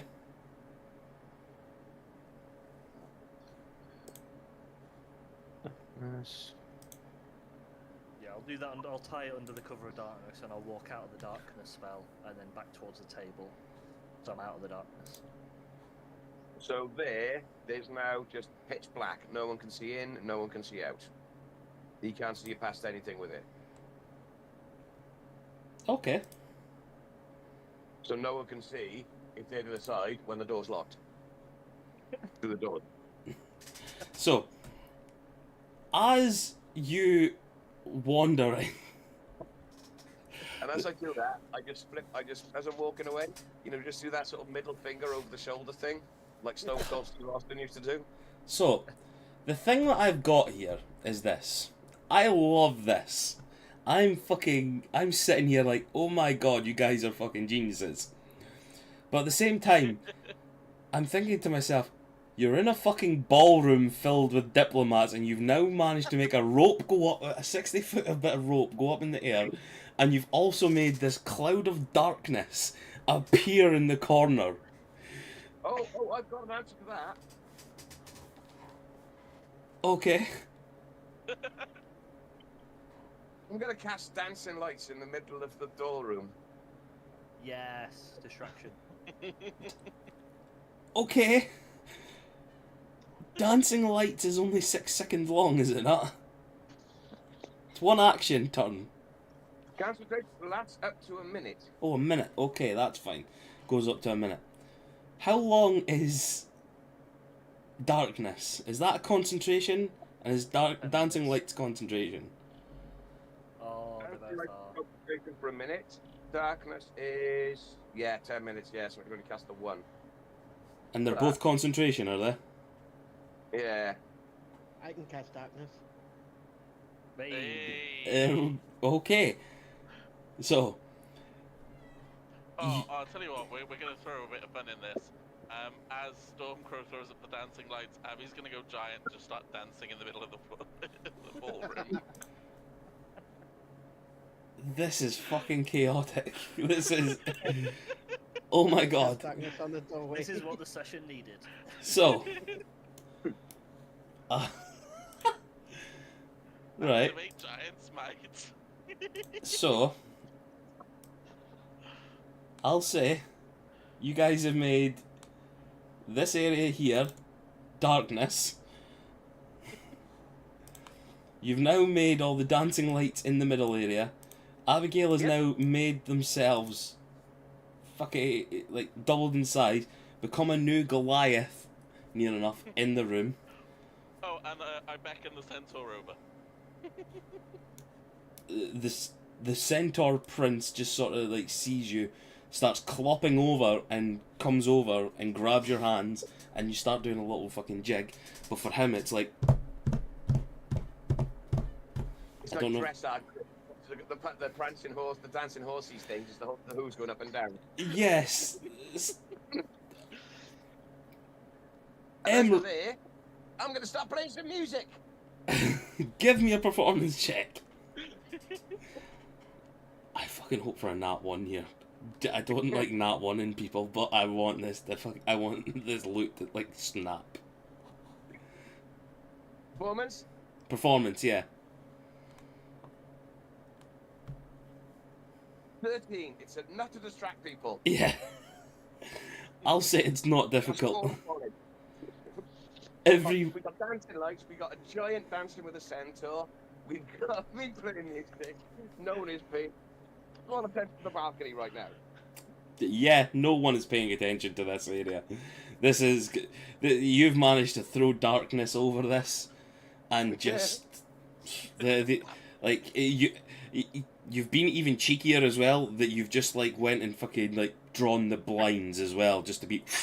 Yeah, no one will see this fog of darkness. Just like, yeah, no, not at all. You fucking. Why? You Why? can't even be mad at us for doing this, can I you? cannot. This is fucking brilliant. This is. As this is going on, I'm going to see the Stormcrow. Right, this is going on. I got one last thing to try, and I'm going to head over to the table where my parents are. Okay. Oh, Darren, just so you know, I've just realised on my Roll20 I can't see the black box you put, but I've just checked the stream and I can. So it must be a layer thing from what I can see. Oh. Yeah, because I've still got double storm grows, so I just kind of got on with it. Oh yeah. You. So Yeah, I that thought should it'd be. a 15-foot sphere for you, because Yeah. I couldn't see it. So that should have been fog of war. That should have that all cleared out. Right. I'll keep your guys stuff. Fucking. This seems to be acting up. You guys are seeing double tokens. I have no fucking. Like you said, they were disappearing before. Jeez, oh. Okay. That's alright, we roll. Nephilus, you wander over to the table that everyone else was at. The high magistrates sort of see you wander over, and with a disgusted look, they turn to the Travanas. We will speak of things again soon. And they'll get up, and the elves will wander off.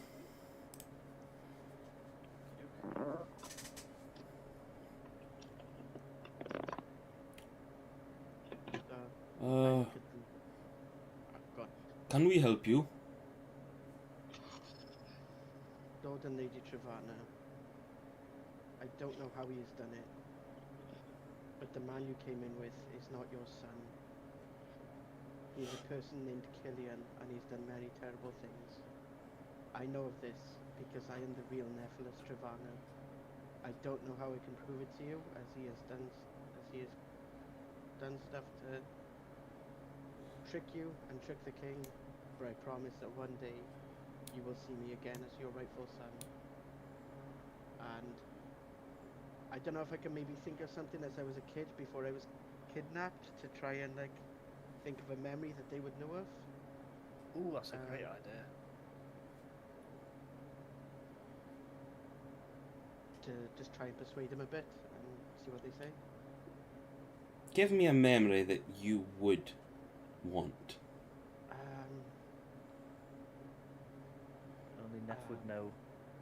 Yeah, probably, I don't know, probably something stupid like playing around the manor and tripping over something specific and smashed in a priceless heirloom or something. So, give me a persuasion roll, please.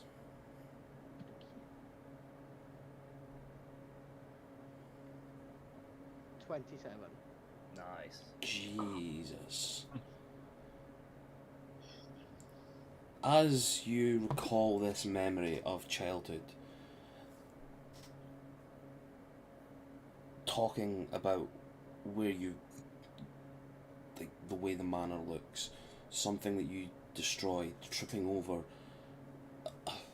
an ornamental rug, something of that nature. As you're speaking to them, you see a welling of emotion sort of come up in their eyes.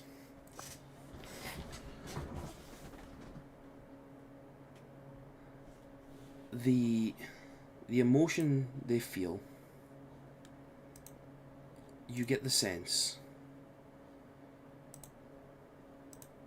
anger, disappointment, rage.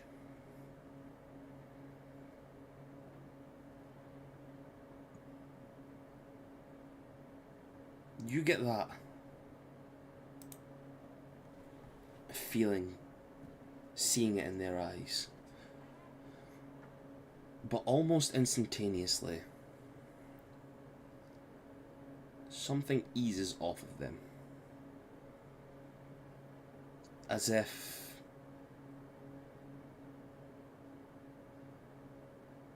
something unseen to you has alleviated something from them. Your mother turns to you and looks you in the eye. I'm sorry, love, but our son, he's outside. I believe he went for some fresh air. It's his name is Nephilus. He's just out there. It's nice to see another one of your kind out here. Is Emerus hearing anything from Killian outside as this is transpiring? Like, is he doing any sort of spell or mind control or... I was just about to say, ask for an insight check on them to see if they were... Yeah, you can insight them. If you want, Emerus. Okie dokie. Okay, dokie.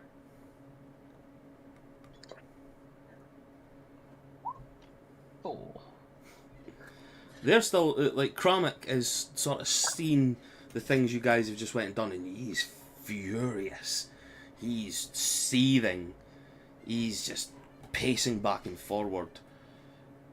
Killian is still sitting there, laughing and smiling. He seems to be laughing at what has just happened with the darkness and things like that. He is just in absolute tears with what you guys have just done. Can I get another stealth check from you, Emrys?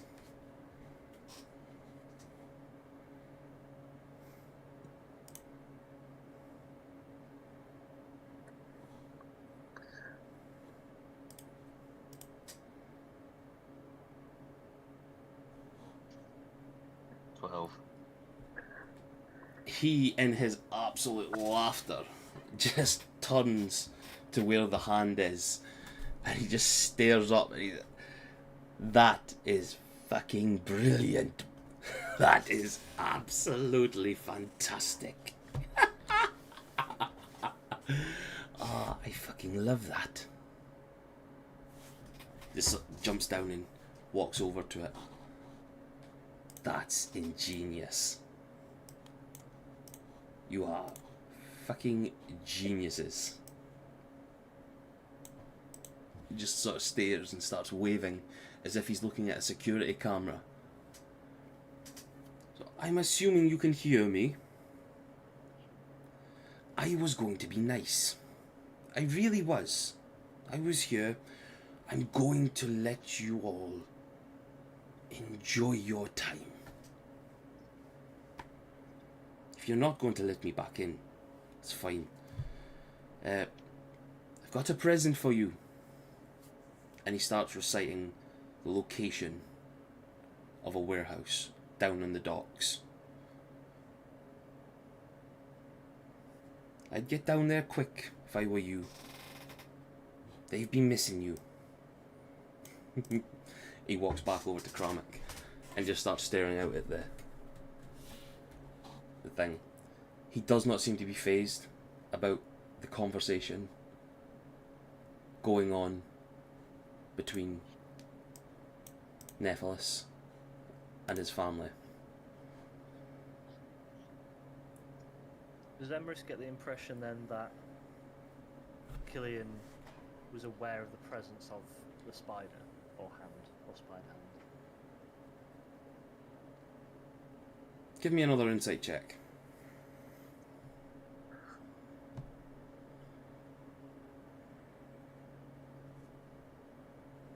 14. You get a suspicion that he didn't know at the start, but when all the magic and all the hijinks had started, you get that he might have cottoned on then. Emrys is just going to leave the hand there, so then it doesn't look suspicious. It is just a random spider. This random giant fucking spider, yeah, that is in the shape of a hand near enough. Yeah, he's cool with that. The DM question: did Skillian actually perceive the spider? Yeah, he got a 21. Right. That's why I was like, what the fuck? Yeah. How does he know? Did that not come through the VTT to you guys? No. No. It did on mine. Did Yeah. it? Yeah, on mine. I saw the 19 perception, but that was for something else earlier. That was In my... who had the Oh no, I see it now. Sorry, yeah, I see it. It just only came through a few minutes ago. So I didn't realise it was for him perceiving it. Yeah, sorry, because it's like he's now searching around the place after all that was happening. It's like he was looking for stuff and he sees this. It's a giant hand that's turned into a spider. Like, this thing's fucking huge. It's different if Vondra like snapped off her hand. Like, you could imagine that as like a wee house spider. This is a fucking huge thing. Oh, you've done Emrys dirty there, Darren. He chose to do that. It doesn't say it's proportional, it just says it's a spider. Come on. Give him a break. I did ask if he was wanted it proportional. He did say yeah, so. Fair. Can I insight my parents to see if they're under a spell? So, to know that you would need an Arcana check. Ah, Give me an Arcana. okay. Natural 20. No way. Did you? I did, yeah. You get a feeling that something isn't right with the way they're reacting. You've just outright called yourself their son. You've given a memory that they clearly remember something with, and it wiped away.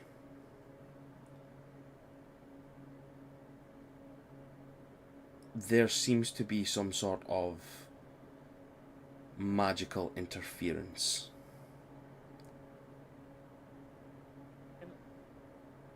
I wander over to... no, it's metagamey. No, I can't do that.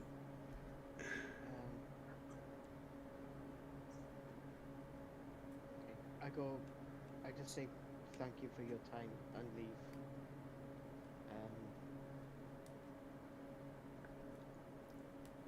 The Lord Travana will get up. He'll wander around to you. He'll proffer his hand out.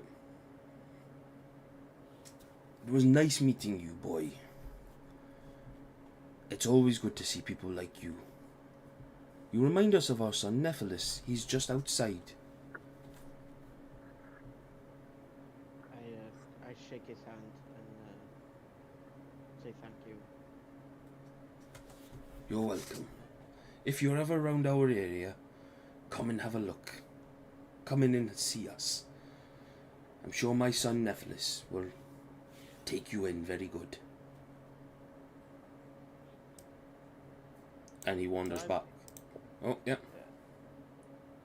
Now I wander over to Neff and just check in. I'll just tap him on the shoulder and say, how are you doing over here? Are you having a good chat with your parents? It's not been great. Factories is clearly put a spell on them of some kind. Oh, really? Put a spell Let me on see. you. Let me see if I can help Oh. with that. Oh, Dan, would it be is that metagamey to say that I definitely know he's done that, or would I just have an inkling that he's done that? I would say you've got a bit of an inkling with it. Okay. Like, yes, you get the sense that there is a spell going on, or there is something magical afoot, but you don't get whether, like, what it is. Okay then. I'll rephrase it to say that Fuckface has definitely done something to them. I just don't know what. Okay. Let me see what I can do, and I'll wander over to his father, and I'll go to offer and shake his hand, sorry,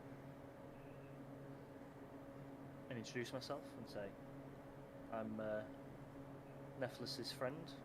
I'm Vondra. Oh, you know my son Nephilus. He's just outside, you know.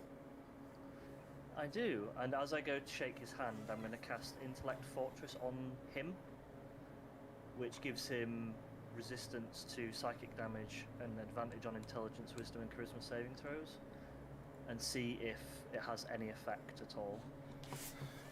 For the duration, See if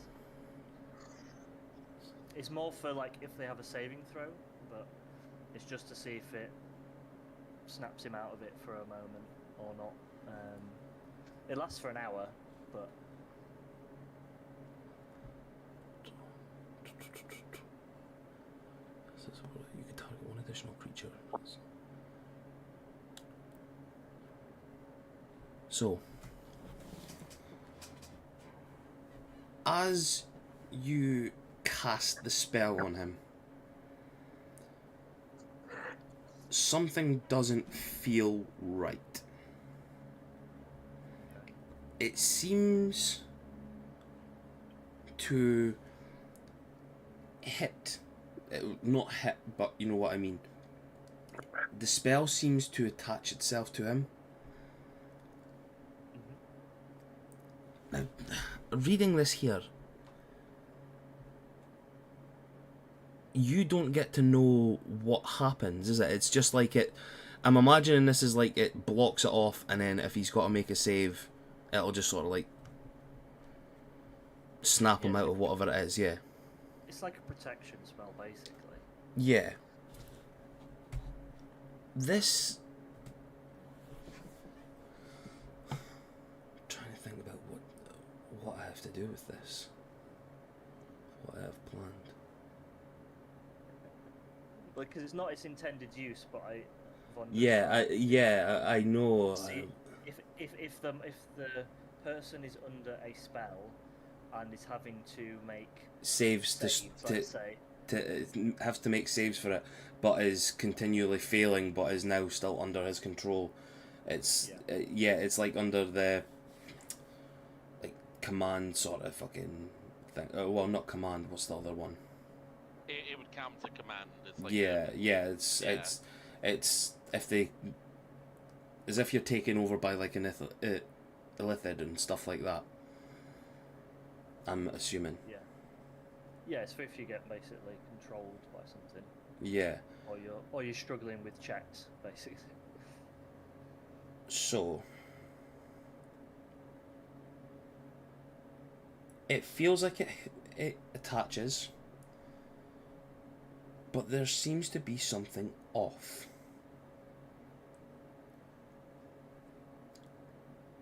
It doesn't feel like this spell, like your magic, is taking the effect you expect from it. Can I do an Arcana check to get a deeper sense of what might be going on? Give me an Arcana check, yeah. It's only a 17. So, what is your school again? That's Chronergy, so it's Chronergy. Right. Whatever this magic feels like, you've got an understanding of the magic of reality, essentially. Mm-hmm. This feels something deep within the blood and the bone This feels visceral magic. Not within the realm that you sort of deal on the outer realm of stuff. Yep. This feels very mortal. Very natural magic, if you get what I mean. Like, it's something within there. You do not understand. The only thing that this gives you memory of is Stormcrow's mark on his head when you first joined the group. I'll relay that to Neff and say, this could be blood magic, or it could be similar to whatever happened to Stormcrow. But my protection isn't having the effect I would expect it to. So I think I'm all out of options here, but we may want to look at the blood side of things. Yeah, thank you for trying. Even if it didn't work as you intended, we found out a great deal there. Maybe we should go ask Stormcrow. He was the one affected by that the most out of us, I think. Yeah, let's do it. Okay. Whilst we've still got time with the him outside. Yeah, with Stormcrow's experience, maybe we could go speak to the king again. He will know more about this than any of us expect. Sure. So, you guys are going back to Stormcrow? Yeah. Emrys, what are you doing in regards to the message given to you? I'll be passing that to the group.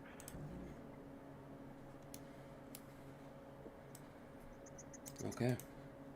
Sentinel can always pass it around if no Emrys is staying in the spider. So you're passing it off to the group. So I'm imagining that the group sort of come off the dance floor and come off the dance floor and regrouping with each other. Yeah. Okay. Is that what you are wanting to do, or? Yeah, sounds good. Yep. So you come off the dance floor. You start talking. Emrys, you're relaying this back. Sentinel starts telling you all exactly what Emrys has just heard there in regards to this very cryptic fucking message and somewhat warning in a sense.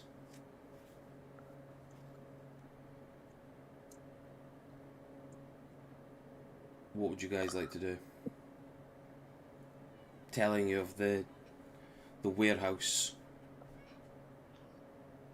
and whatnot, and then Nephilus and Vondra are also telling you about the feeling they're getting from the family.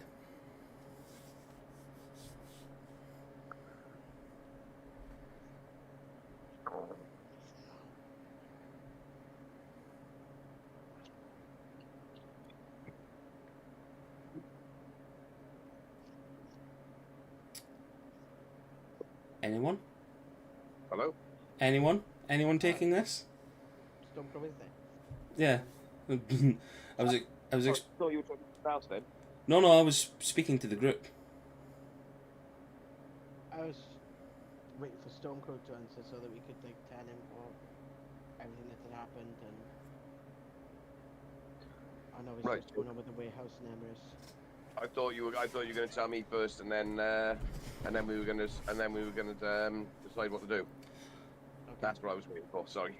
Ah, right. Okay, sorry. Oh yeah. Sorry, that's what I was meaning. Like you guys were regrouping and relaying all the information for each other. Yeah.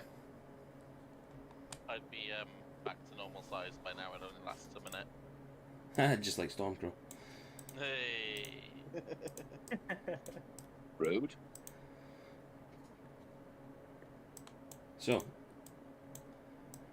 Any thoughts, Stormcrow? I'd sort of rub my head sort of absent-mindedly and go, well, I mean, I don't know if there's a way that we can check that it's exactly the same thing, and if we have, I don't know if any of us have got the same sort of skill to be able to do that, but if anyone can, I'm sure we can find someone in the palace who can.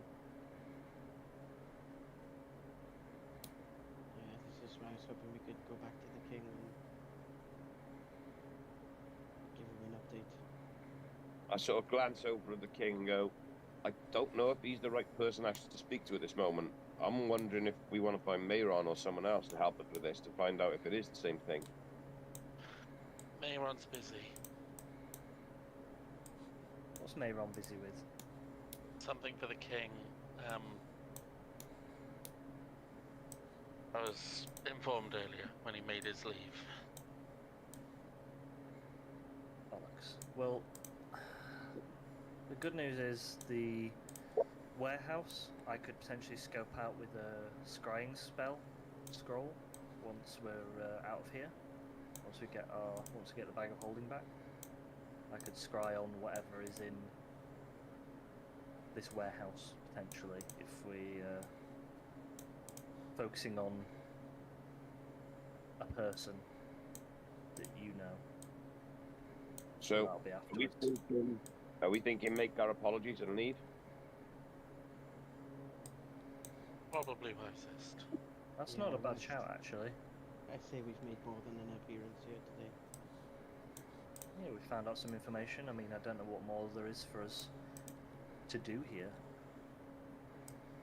We can't get into a fight, and we seem to have gathered a lot of information, so... Yeah, I think we need to just make our apologies and leave and try and get back and get our gear and find out if we're gonna get how the hell we're gonna get to that warehouse. That sounds good.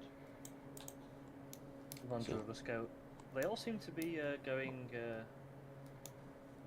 towards the king. I don't know if that's a good thing or a bad thing. As Vondra realizes this, you hear the main door opening, and you see Mayron walking through, carrying a couple of strange boxes in his hands. Well, three actually. 3 strange boxes. He wanders past you all, says, stuff for the king. Because he catches your glimpses. And starts wandering past. And up with Lord Tellip. You just hear chings and chimes and whatnot. Ladies and gentlemen of the assembled dignitaries, I wish to thank you all for coming here this evening. For too long, my kingdom and my people have been cordoned off from the world. We've shut our borders, we've shut ourselves off, only to make small trips to yourselves and to others around the continents. And in doing so, we have lost so many friends. So, I wish to make new friends and renew what was lost to us once before. And I give you all these gifts to take back with you. To the High Magisterium, this box for yourselves. And he passes them a strange box. And please pass this on to all others within the magistrate. And to the rest, and he opens up a couple of the boxes. Can I get perception checks from everyone? Or investigations? You will probably be at disadvantage unless you guys are wanting to move up a little bit. Yeah, I was gonna say, I'm gonna move up. If And you just sort of as I walk past, just sort of collar the two, dragging Nep with me, just sort of collar the two goblin girls as well, so we sort of look a bit more unobtrusive as we're walking up there, like we've got company. Yeah, okay. Yeah, that's I'll sweet. keep Emeris and the Darkness Company and roll at disadvantage. You keeping it? You rolling at disadvantage? Yeah. Okay. I'm not going to roll because I'm still watching through the spider. Ooh, my worst roll of the night. I got a nat 1, so I got to re-roll. It re-rolled automatically because of halfling. So Yay, halfling. yee, God 13 damn. and a 23. God so damn. 13. halflings. 13 for me too. So I would Oh, say, for fuck's sake. what I know. did you just not? Did you just No, Neff? Neff. No, I mean in No. Neff. Oh right. Yeah. Sorry, For one. Natural. Form. Natural Those, one. those goblin girls. Yeah. I can't even give you my lucky because you moved away 30 feet away from me. Yeah, you wandered away, and like you're now still focused on like your parents, I would say. And you see the box opening, and he wanders over. Abigail, you're focused on what the king is doing, and Stormcrow, you see it as well. Now I know that Vondra got a 13, and Abby got a 13, but I would say because of how close they are, their DC's a little bit.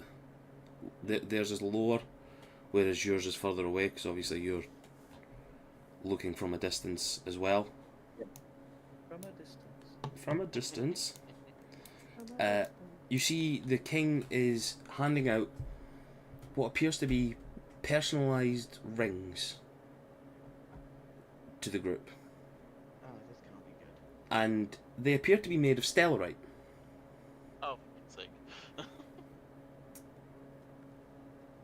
He proclaims, although it's not large amounts, not anything fit for war or famine or anything like that, please take these tokens of our friendship and the unity that we hold with each other.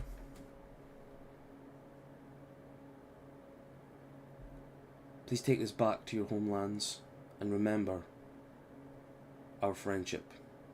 All friendships we made here tonight.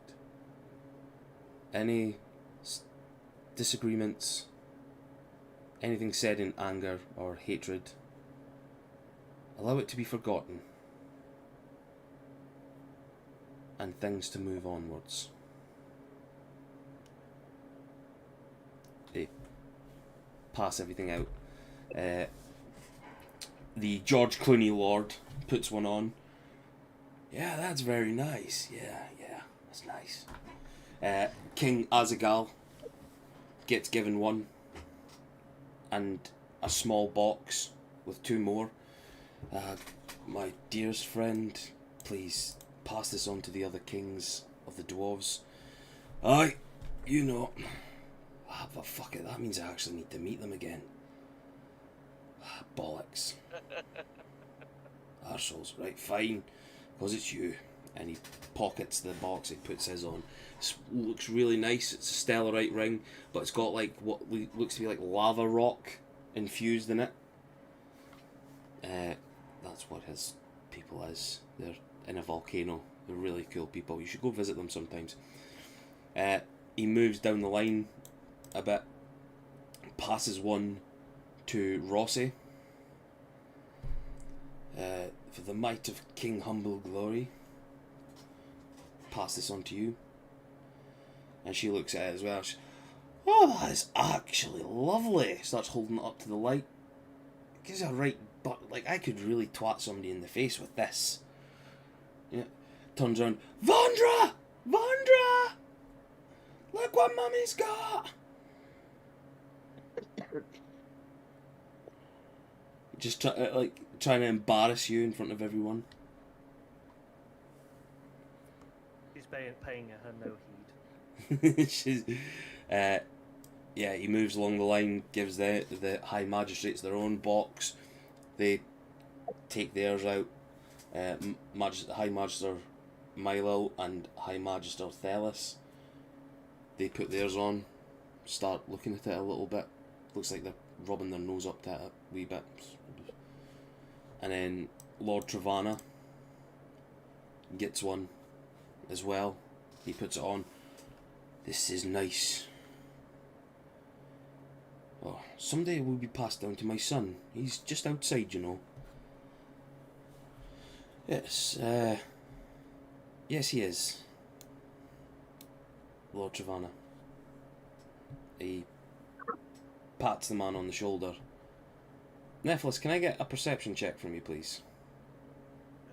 Yep. Perception rolls. 9. 9? Yeah, you do not see this. You just see him pat him on the shoulder. And the king walks back to his throne. Please take these tokens. And remember what we have brought about here tonight. My lords and ladies, please enjoy the rest of the festivities. My 2 greatest smiths made these especially for you. And just let's enjoy ourselves this evening. More wine! More drink! And you see more servants sort of start scattering themselves in and start refilling the tables and whatnot. And then everybody scatters once more. Emrys can hear the shouting of more wine and more drink from the spider outside. Can I make the spider skitter down the wall and run straight at the 2 stood outside and kind of like try and scare them by just jumping towards them, but it's jumping off the balcony? It's jumping off the balcony. Yep. Oh, I thought he was going to jump on their face. It's gonna jump aiming near their face to, like, with Killian sat on the wall, maybe making slip. One Killian sitting on the wall. If that's how Killian dies. On the wall. I think Neff will be so fucking pissed off if he dies because he slipped off a wall and he did not get to kill him Because of the spider. because of Emrys's spider hand. That's Like- Killian's weakness after all, he's arachnophobic. Yeah. It's like, ah! Give me an intimidation check, please.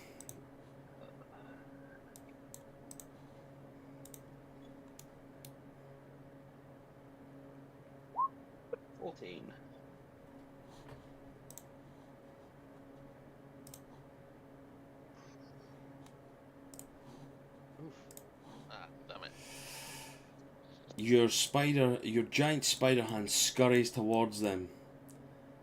Actually, I need to roll for Kramik. Oh, if Kranich falls off the balcony. He rolled a 14 also. He sees this and gets himself ready in a way, but he sees what it is and it's like he's way to stamp on it. The hand darts past Killian's face and goes off the edge, falls to the ground, and you just hear, like, as it's going past, nice little trick, that one again. Anyways.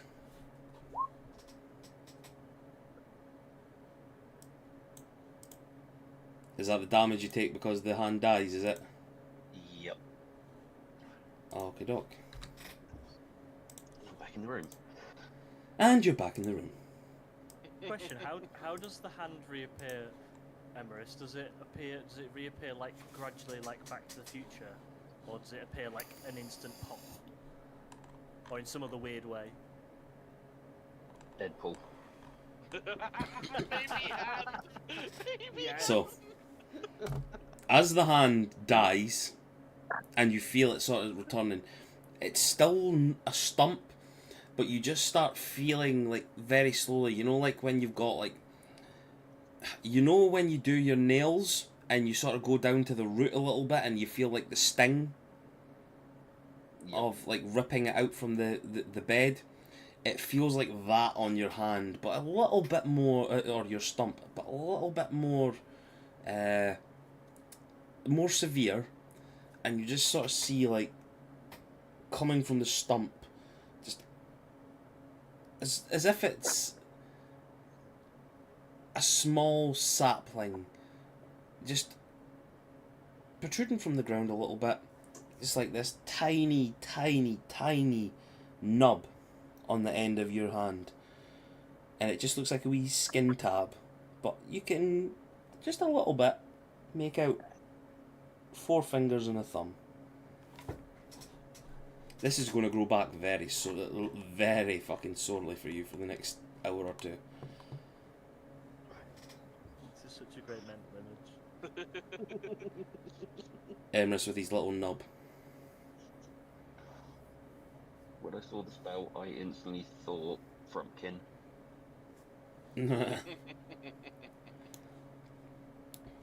So, what are you guys doing? Making our excuses and leaving, I think. Yeah. You're all leaving, yeah? Start heading towards, we'll all start heading towards the door we came from, I suppose. Okay. You leave for the door, manage to get yourselves out, and you find yourself in the hallway. Where are you going? As we're walking out, Emrys will turn to one of the guards and, like, someone left some trash on the balcony.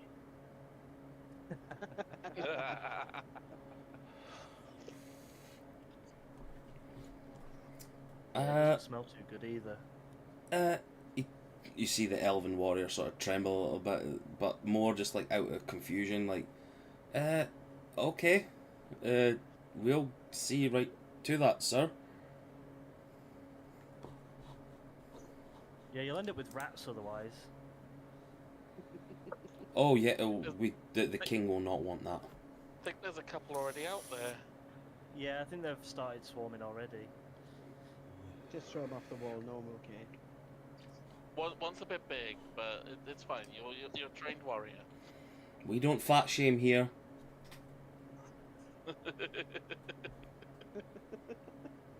Be better! As you're all wandering down things, you just hear, be better! Yeah, so where are you guys going as you're walking past the guards? Vondra's off to bed. Oh, you're off to bed. Wherever bed is here. Our quarters. Okay. What about the rest of you? Well, I think you know what Neff and Stormcrow are off to do. Warehouse. Yeah, after. Goblins. You're going to the warehouse after? Yeah. Yep. Okay.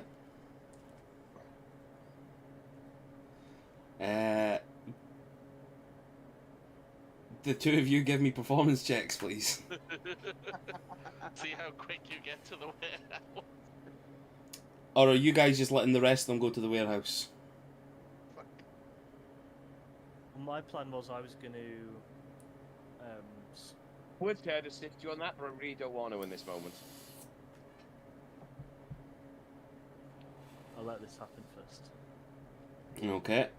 Nephilus, what was your performance? 7. Well, Stormcrow, you managed to use the rage you're feeling about everything that's just happened tonight, and you pull this lassie off into one of the royal chambers you guys have had before, and you just, you rock her evening. While everybody, you've just managed to forget everything that's happening, and you just go fucking all night long. I would say though that you are now away for the evening with this beautiful goblin lassie. Nephilus! Isn't going to be a long time. This is just about a short, good time. Just give her what she wants. Job done. Thanks very much indeed. Kiss on the cheek. Thanks, darling. See you later. At the warehouse. Okay. What was that, Vondra? Darren, if you've never given Gareth a level of exhaustion after one of these evenings, you're doing something wrong. He said he's doing it quick, so that's fine then. That's all well and good. He got a level of exhaustion, I think, when he had the threesome with the lasses. I did have level of exhaustion after the threesome. Yeah. That's fair play.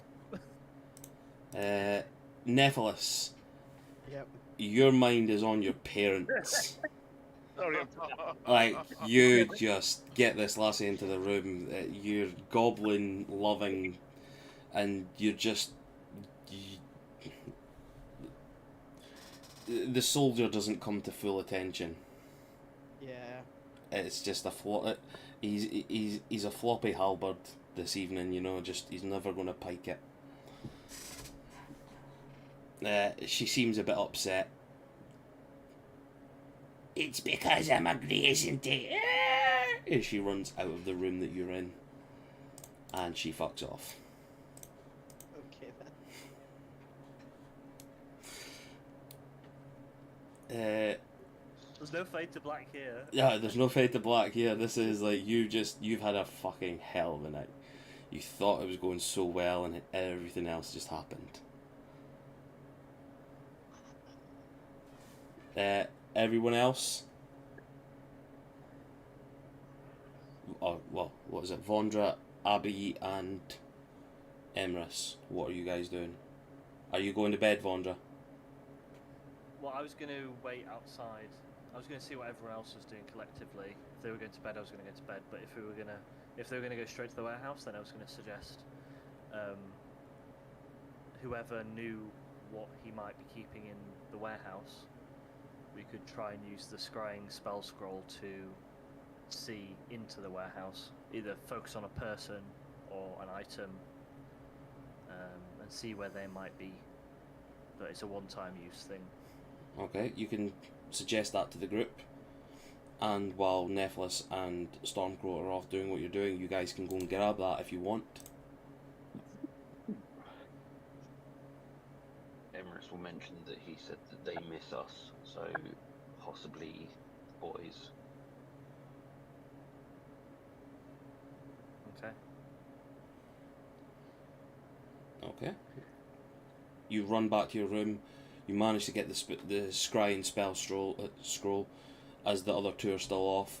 It's you, Emrys, and Abby making the decision. Who are you thinking to look for? And I'm assuming you've got to go by one creature, is it? So, yeah, I'll gather all the things from the bag of holding, and then, yeah, we need to. You can see and hear a particular creature you choose that is on the same plane of existence as you. So, knowledge of the person and connection helps. So, ideally, the person who uses the spell scroll will be someone who knows them the best. So we would want to catch up with. Well, it depends on. I don't know who knows the boys the best. So. No, you guys spent almost the same amount of time together. Well, yeah, on the ship.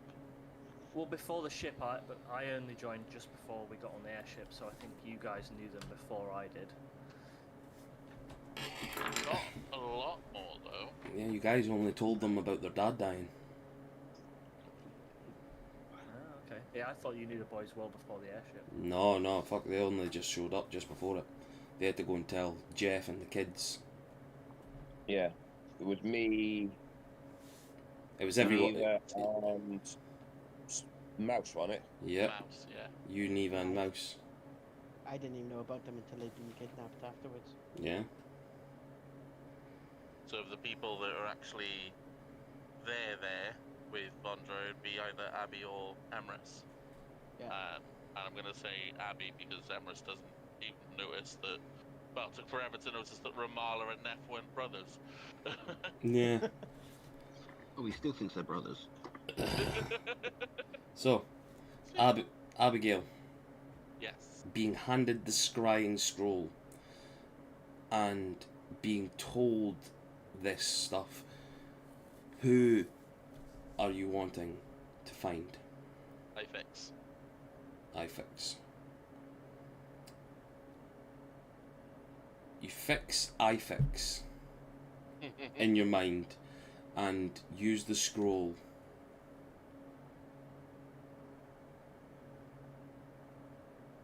And as you do, you are taken to a dark place. Darren, I'll send you sent you the spell.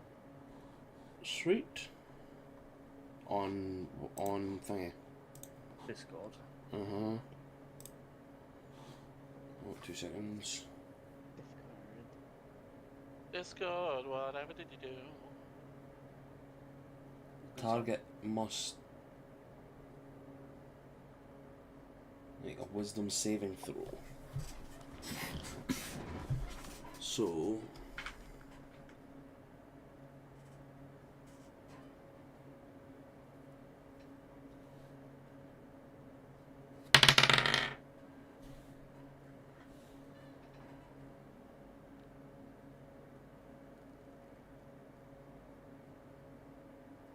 yeah, you get the spell.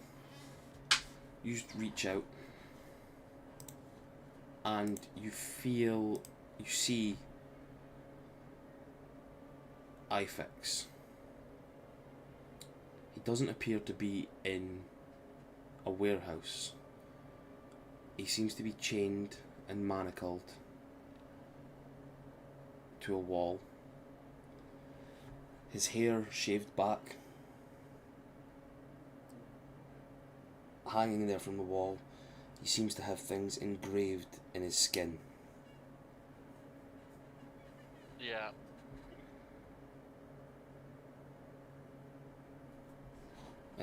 How long does that spell last? How long can they scry for? Sorry. It takes 10 minutes to cast. Duration is 10 minutes. Duration is 10 minutes. So I'll say that while all the stuff is happening with Stormcrow and Nephilus, you are seeing Ifix in whatever environment they are in, chained up. Seems to be malnourished, tortured looking, and all in all, not in a particularly good place. It seems to be a tower of some sorts. And not in the warehouse. But not in the warehouse. Can I know the limitations of scrying spell are quite limited, but can I sort of push the boundaries of it a little bit and see if Rundok's nearby? Like, without actually trying to focus on him, but like, I'd get it, because obviously I've got general gist of what's around Ifix, if you get what I mean. Give me an Arcana check at disadvantage. Yeah, that's fair.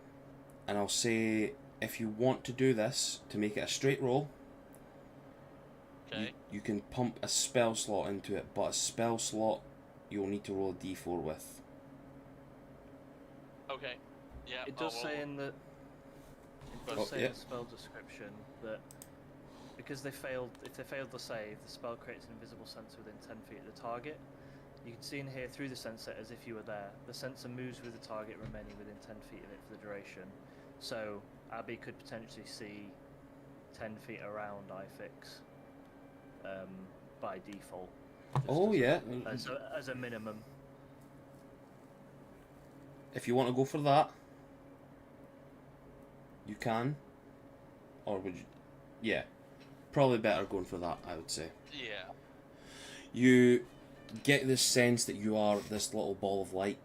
You're seeing him from like different angles, as if you've got like VR headset on, and you're just staring around, and you look around, and everything past 10 feet seems to be darkness, but you can still see into other what appears to be cells. It seems to be like a rounded tower, but a very like narrow one. You can see like a doorway that leads wherever, but that is in complete shadows. No other living being seems to be in this tower with Ifix. Okay. Does the I'm always asking Byron because obviously he's got the spell in front of him. Does it give me like a general sense of where they are, or is it just literally like would I know like roughly what continent they're on, or It's just a it's literally just 10 it's literally foot? just it's literally just like a visual of where they are, but it'd be up to the DM if you get any sort of magical feeling in terms of distance or rough location. Or if you recognise, say that if you recognise like the brickwork that's in the tower is from a certain city or continent, or you'd have to look into that sort of detail. Yeah, I suppose, to I get would. any sort of clues, Sherlock it. I would say that you don't get that sensation. Okay. Because you're already sort of pushing the boundaries with. Of what Abby's magic would be normally anyway. Yeah, like this sort of, like, you've travelled, but you've never travelled everywhere that you can turn around and say like, oh yeah, I know that sort of stone. That's definitely the stone that's used here. Blah blah blah. Like, you've always been a forest person, like you've travelled the Empire and stuff like that, and you've travelled the forests while with these guys and all that sort of stuff. You've never been a proper, like, a full-blown city goer. Has been what you've done when you went to Apleona, Oldstone. Here, like, this is like the cities, the biggest cities you've been to in your life. Nothing in that sense is, nothing in that scry is giving you the sense of, oh yeah, I've seen that before. Yeah, it's a case of, I know Ifix is alive, very not in a good condition, but not in a warehouse, in some kind of tower, and no idea where Rundock is. Yep. Okay.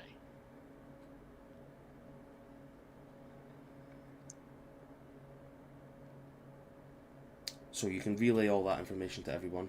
Yeah, that's what was a way to do. And you tell them you could see Ifix, but you don't see a warehouse, so it has to be something else.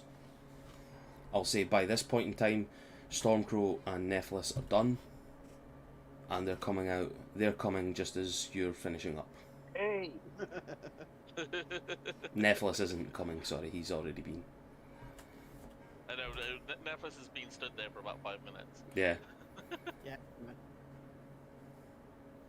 So, what are you guys doing? So, the warehouse at least isn't Ifix.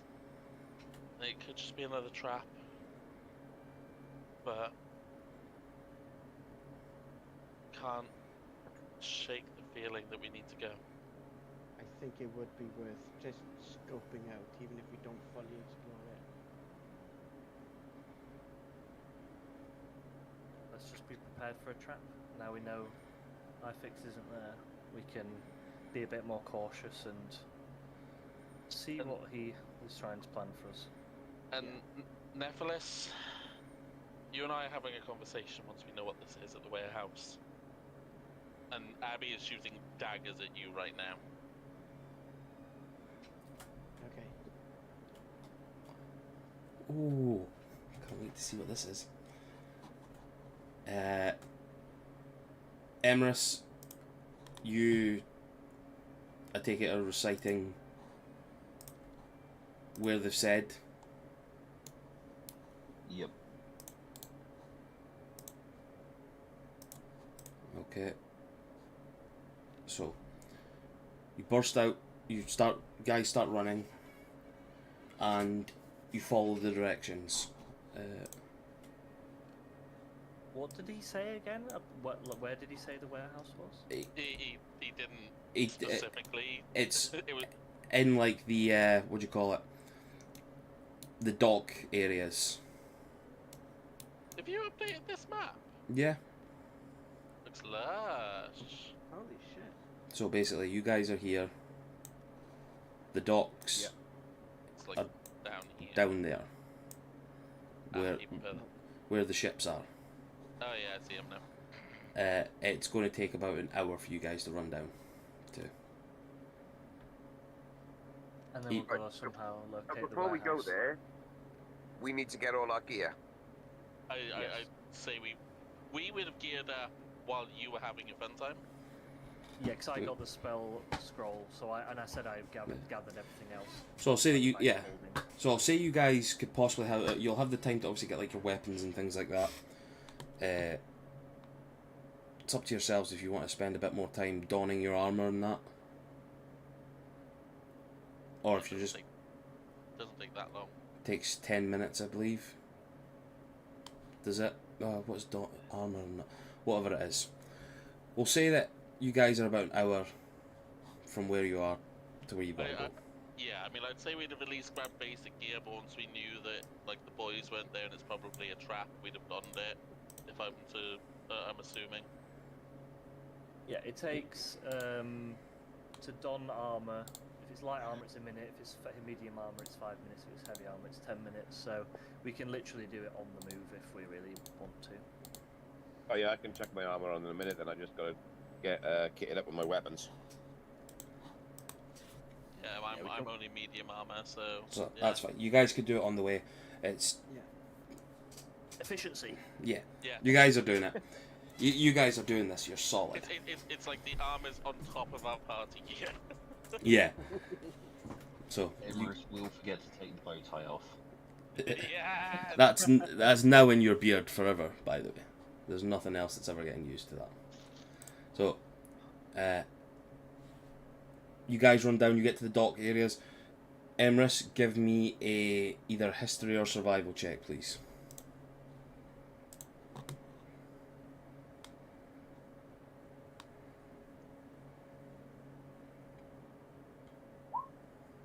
$22.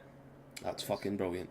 You start reciting in your head exactly where it is you're going. He said this quarter, this quadrant, this here, blah blah blah. It's this one. It looks like that.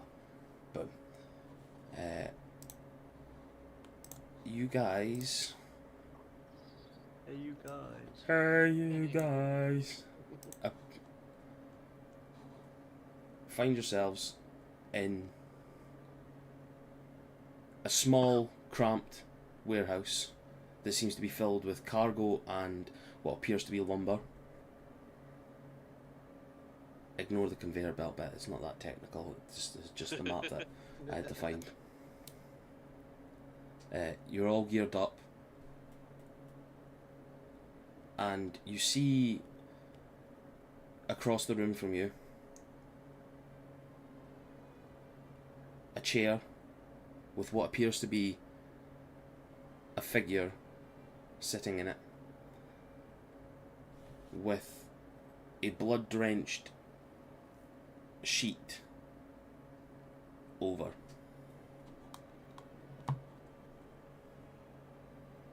Should we see an icon or is it theatre of the mind? Oh, you'll see something in a second. Abby's gonna be the first one to approach. Check for traps! Vondra says as he walks past her. Oh, no. Abby, like, is just hyper-focused and walks straight forward. If there's a trap, I'm taking it. Roll Say initiative. that I'm now. only kidding. You walk over and you see the blood-drenched cloak, whatever you want to call it, tarp, whatever. Let's say top. Yeah, over the figure. What are you doing?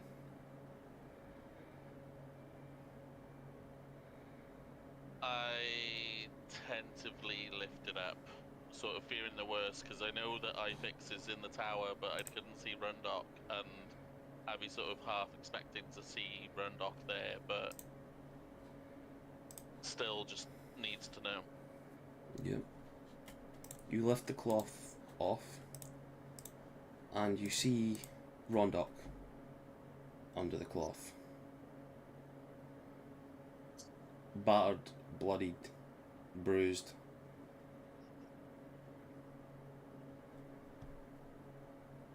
Breathing. I was about to say breathing. Do I need to make a medicine check? Give me a medicine check.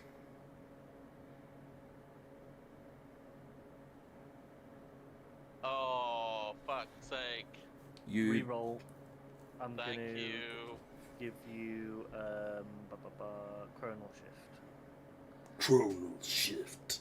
Shift. It's better. Thank you. You see the body of Rondock. You do you know that it was him. You knew that there was something. You just dive over, fingers on his, like, the pulse areas, fingers under the nose to see if there's breathing. There is breath and there is a heartbeat. Okay, I have a potion of healing, which I'm going to put in sort of feed to him. Yeah, you start feeding it to him and just sort of.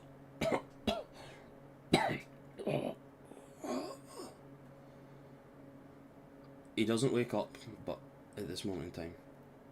Can I get a perception check from everyone, please? Yeah, I'll start walking around the back of the chair just to see if there's anything binding him, and if there is, start undoing it. If that's okay. Yeah. Nat 20 for 24. Nice. Nice. Dirty 20. Nice. Natural 10 for a 17. Yeah, you guys are focused there with that. Nephilus and Stormcrow, the relief of seeing this boy alive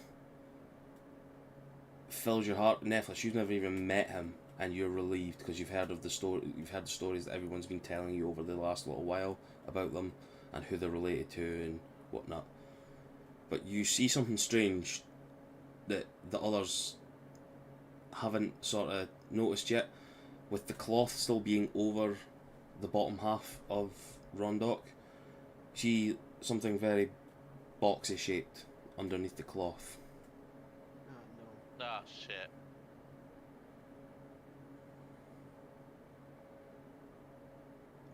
What would you two of you like to do?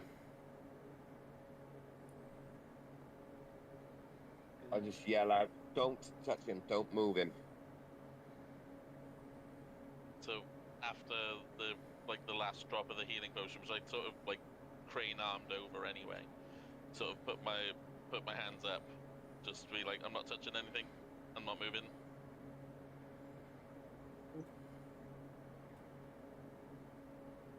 I'll stop. Like, if there's any ropes behind, I'll stop. Like, investigating them. And wait for someone to check. Yeah, sorry. There's no rope. There's no ropes. He's not tied to the chair. His arms are under the cloth.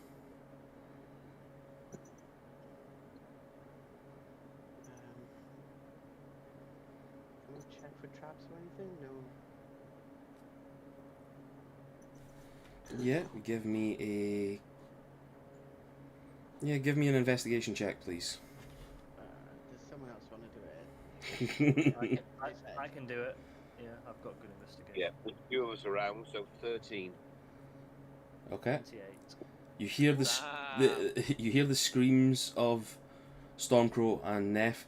You look under, like, you don't see, like, the cloth isn't draped over the back bit because Abigail's pulled it down over. You look underneath, you don't see anything like wires or anything like that. Stormcrow, this, from your perception or for your investigation, you're trying to look through the cloth and all that and see it's a bit too blood drenched. But it looks like the only thing that's touching the box is his hands. Like this bit. With that check, then I'll say, I'm sorry to do this, and I'll slowly reveal what's under the cloth. The cloth comes off, and on the boy's lap, with his hands sort of holding out on the side of it, he's still not conscious, probably, but the breathing in his head sort of lulling a bit. There's a box.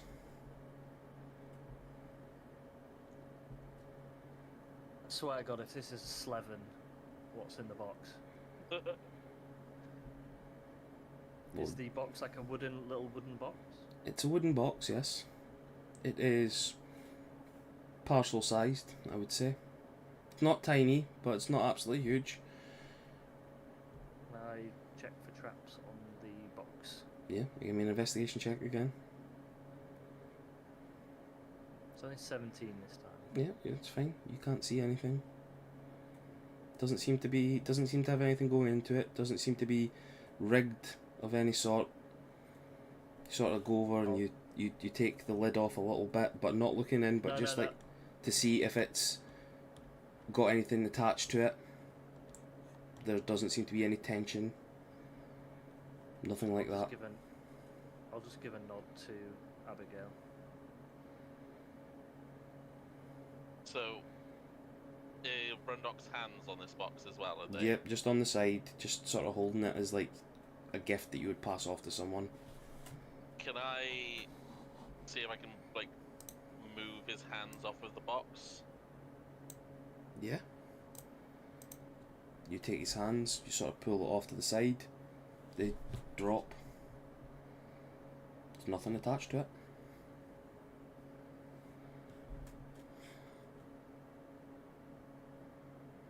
And as cautiously as possible, I'll take the box, like, literally, like, centimetre by centimetre, like, it's almost like it's an operation, just sort of try and start to take it away from Brundok. Yeah. You manage Does to it, lift the box off very carefully. You can take it away from his body. I'm gonna step to the side and say to Emerus, get ready to pick him up. The box, you can put it on the ground. Get Brundok out of here. Chris will walk over, pick up Rundok, and walk back towards the door with him. Okay, you're leaving with him.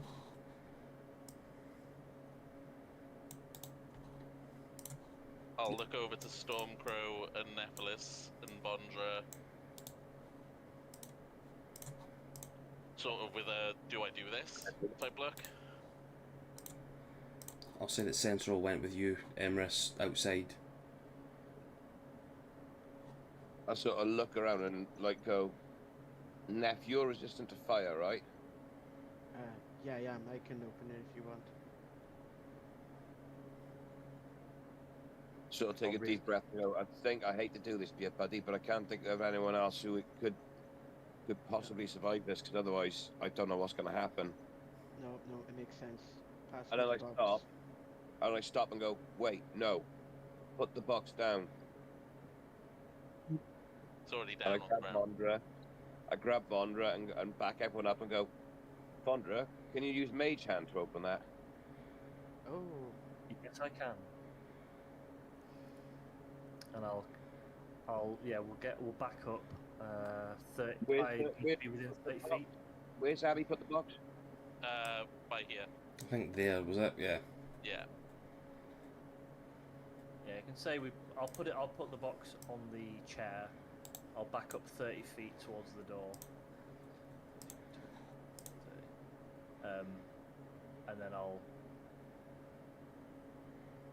crack open the box. The mage hand appears, lifts the lid off with ease, and drops it down.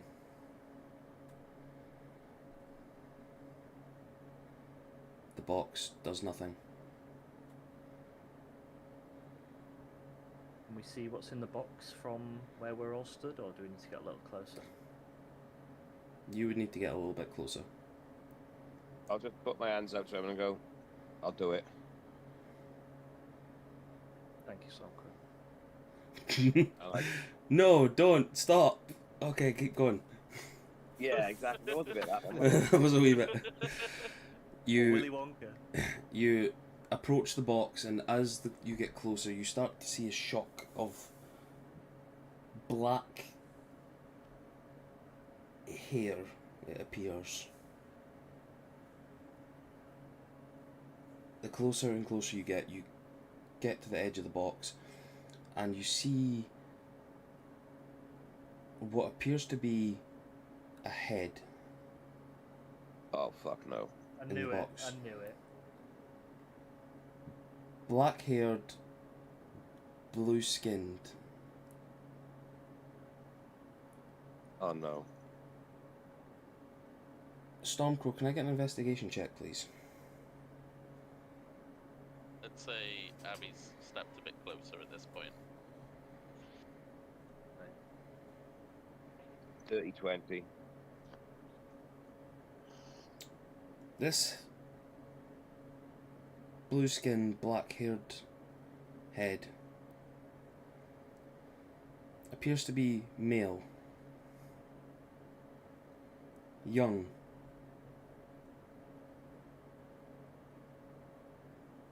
almost late teens, early 20s. You don't know this person, save one mark, very familiar to you. A tattoo, a Goliath birthmark you were told of from Emrys No. that symbolises the gate. And that's where we're going to end it tonight, guys. I was going to say the last thing that's going to happen is Stormcrow is just going to turn around and puke. Yeah, I'm running a con save. As he thinks he's going to realise who the hell this is, and he's going to turn around and start throwing up. Yeah. And that's where we're going to end it. Oh, You Darren! sick fuck. Fantastic game.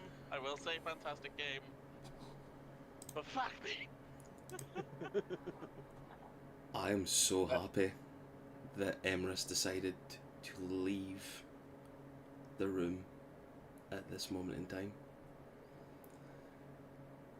Oh, we've got a fucking talent. So for me who doesn't know, shall I wait till next? Well, I won't be here next week sadly, so I'm going to ask, who is the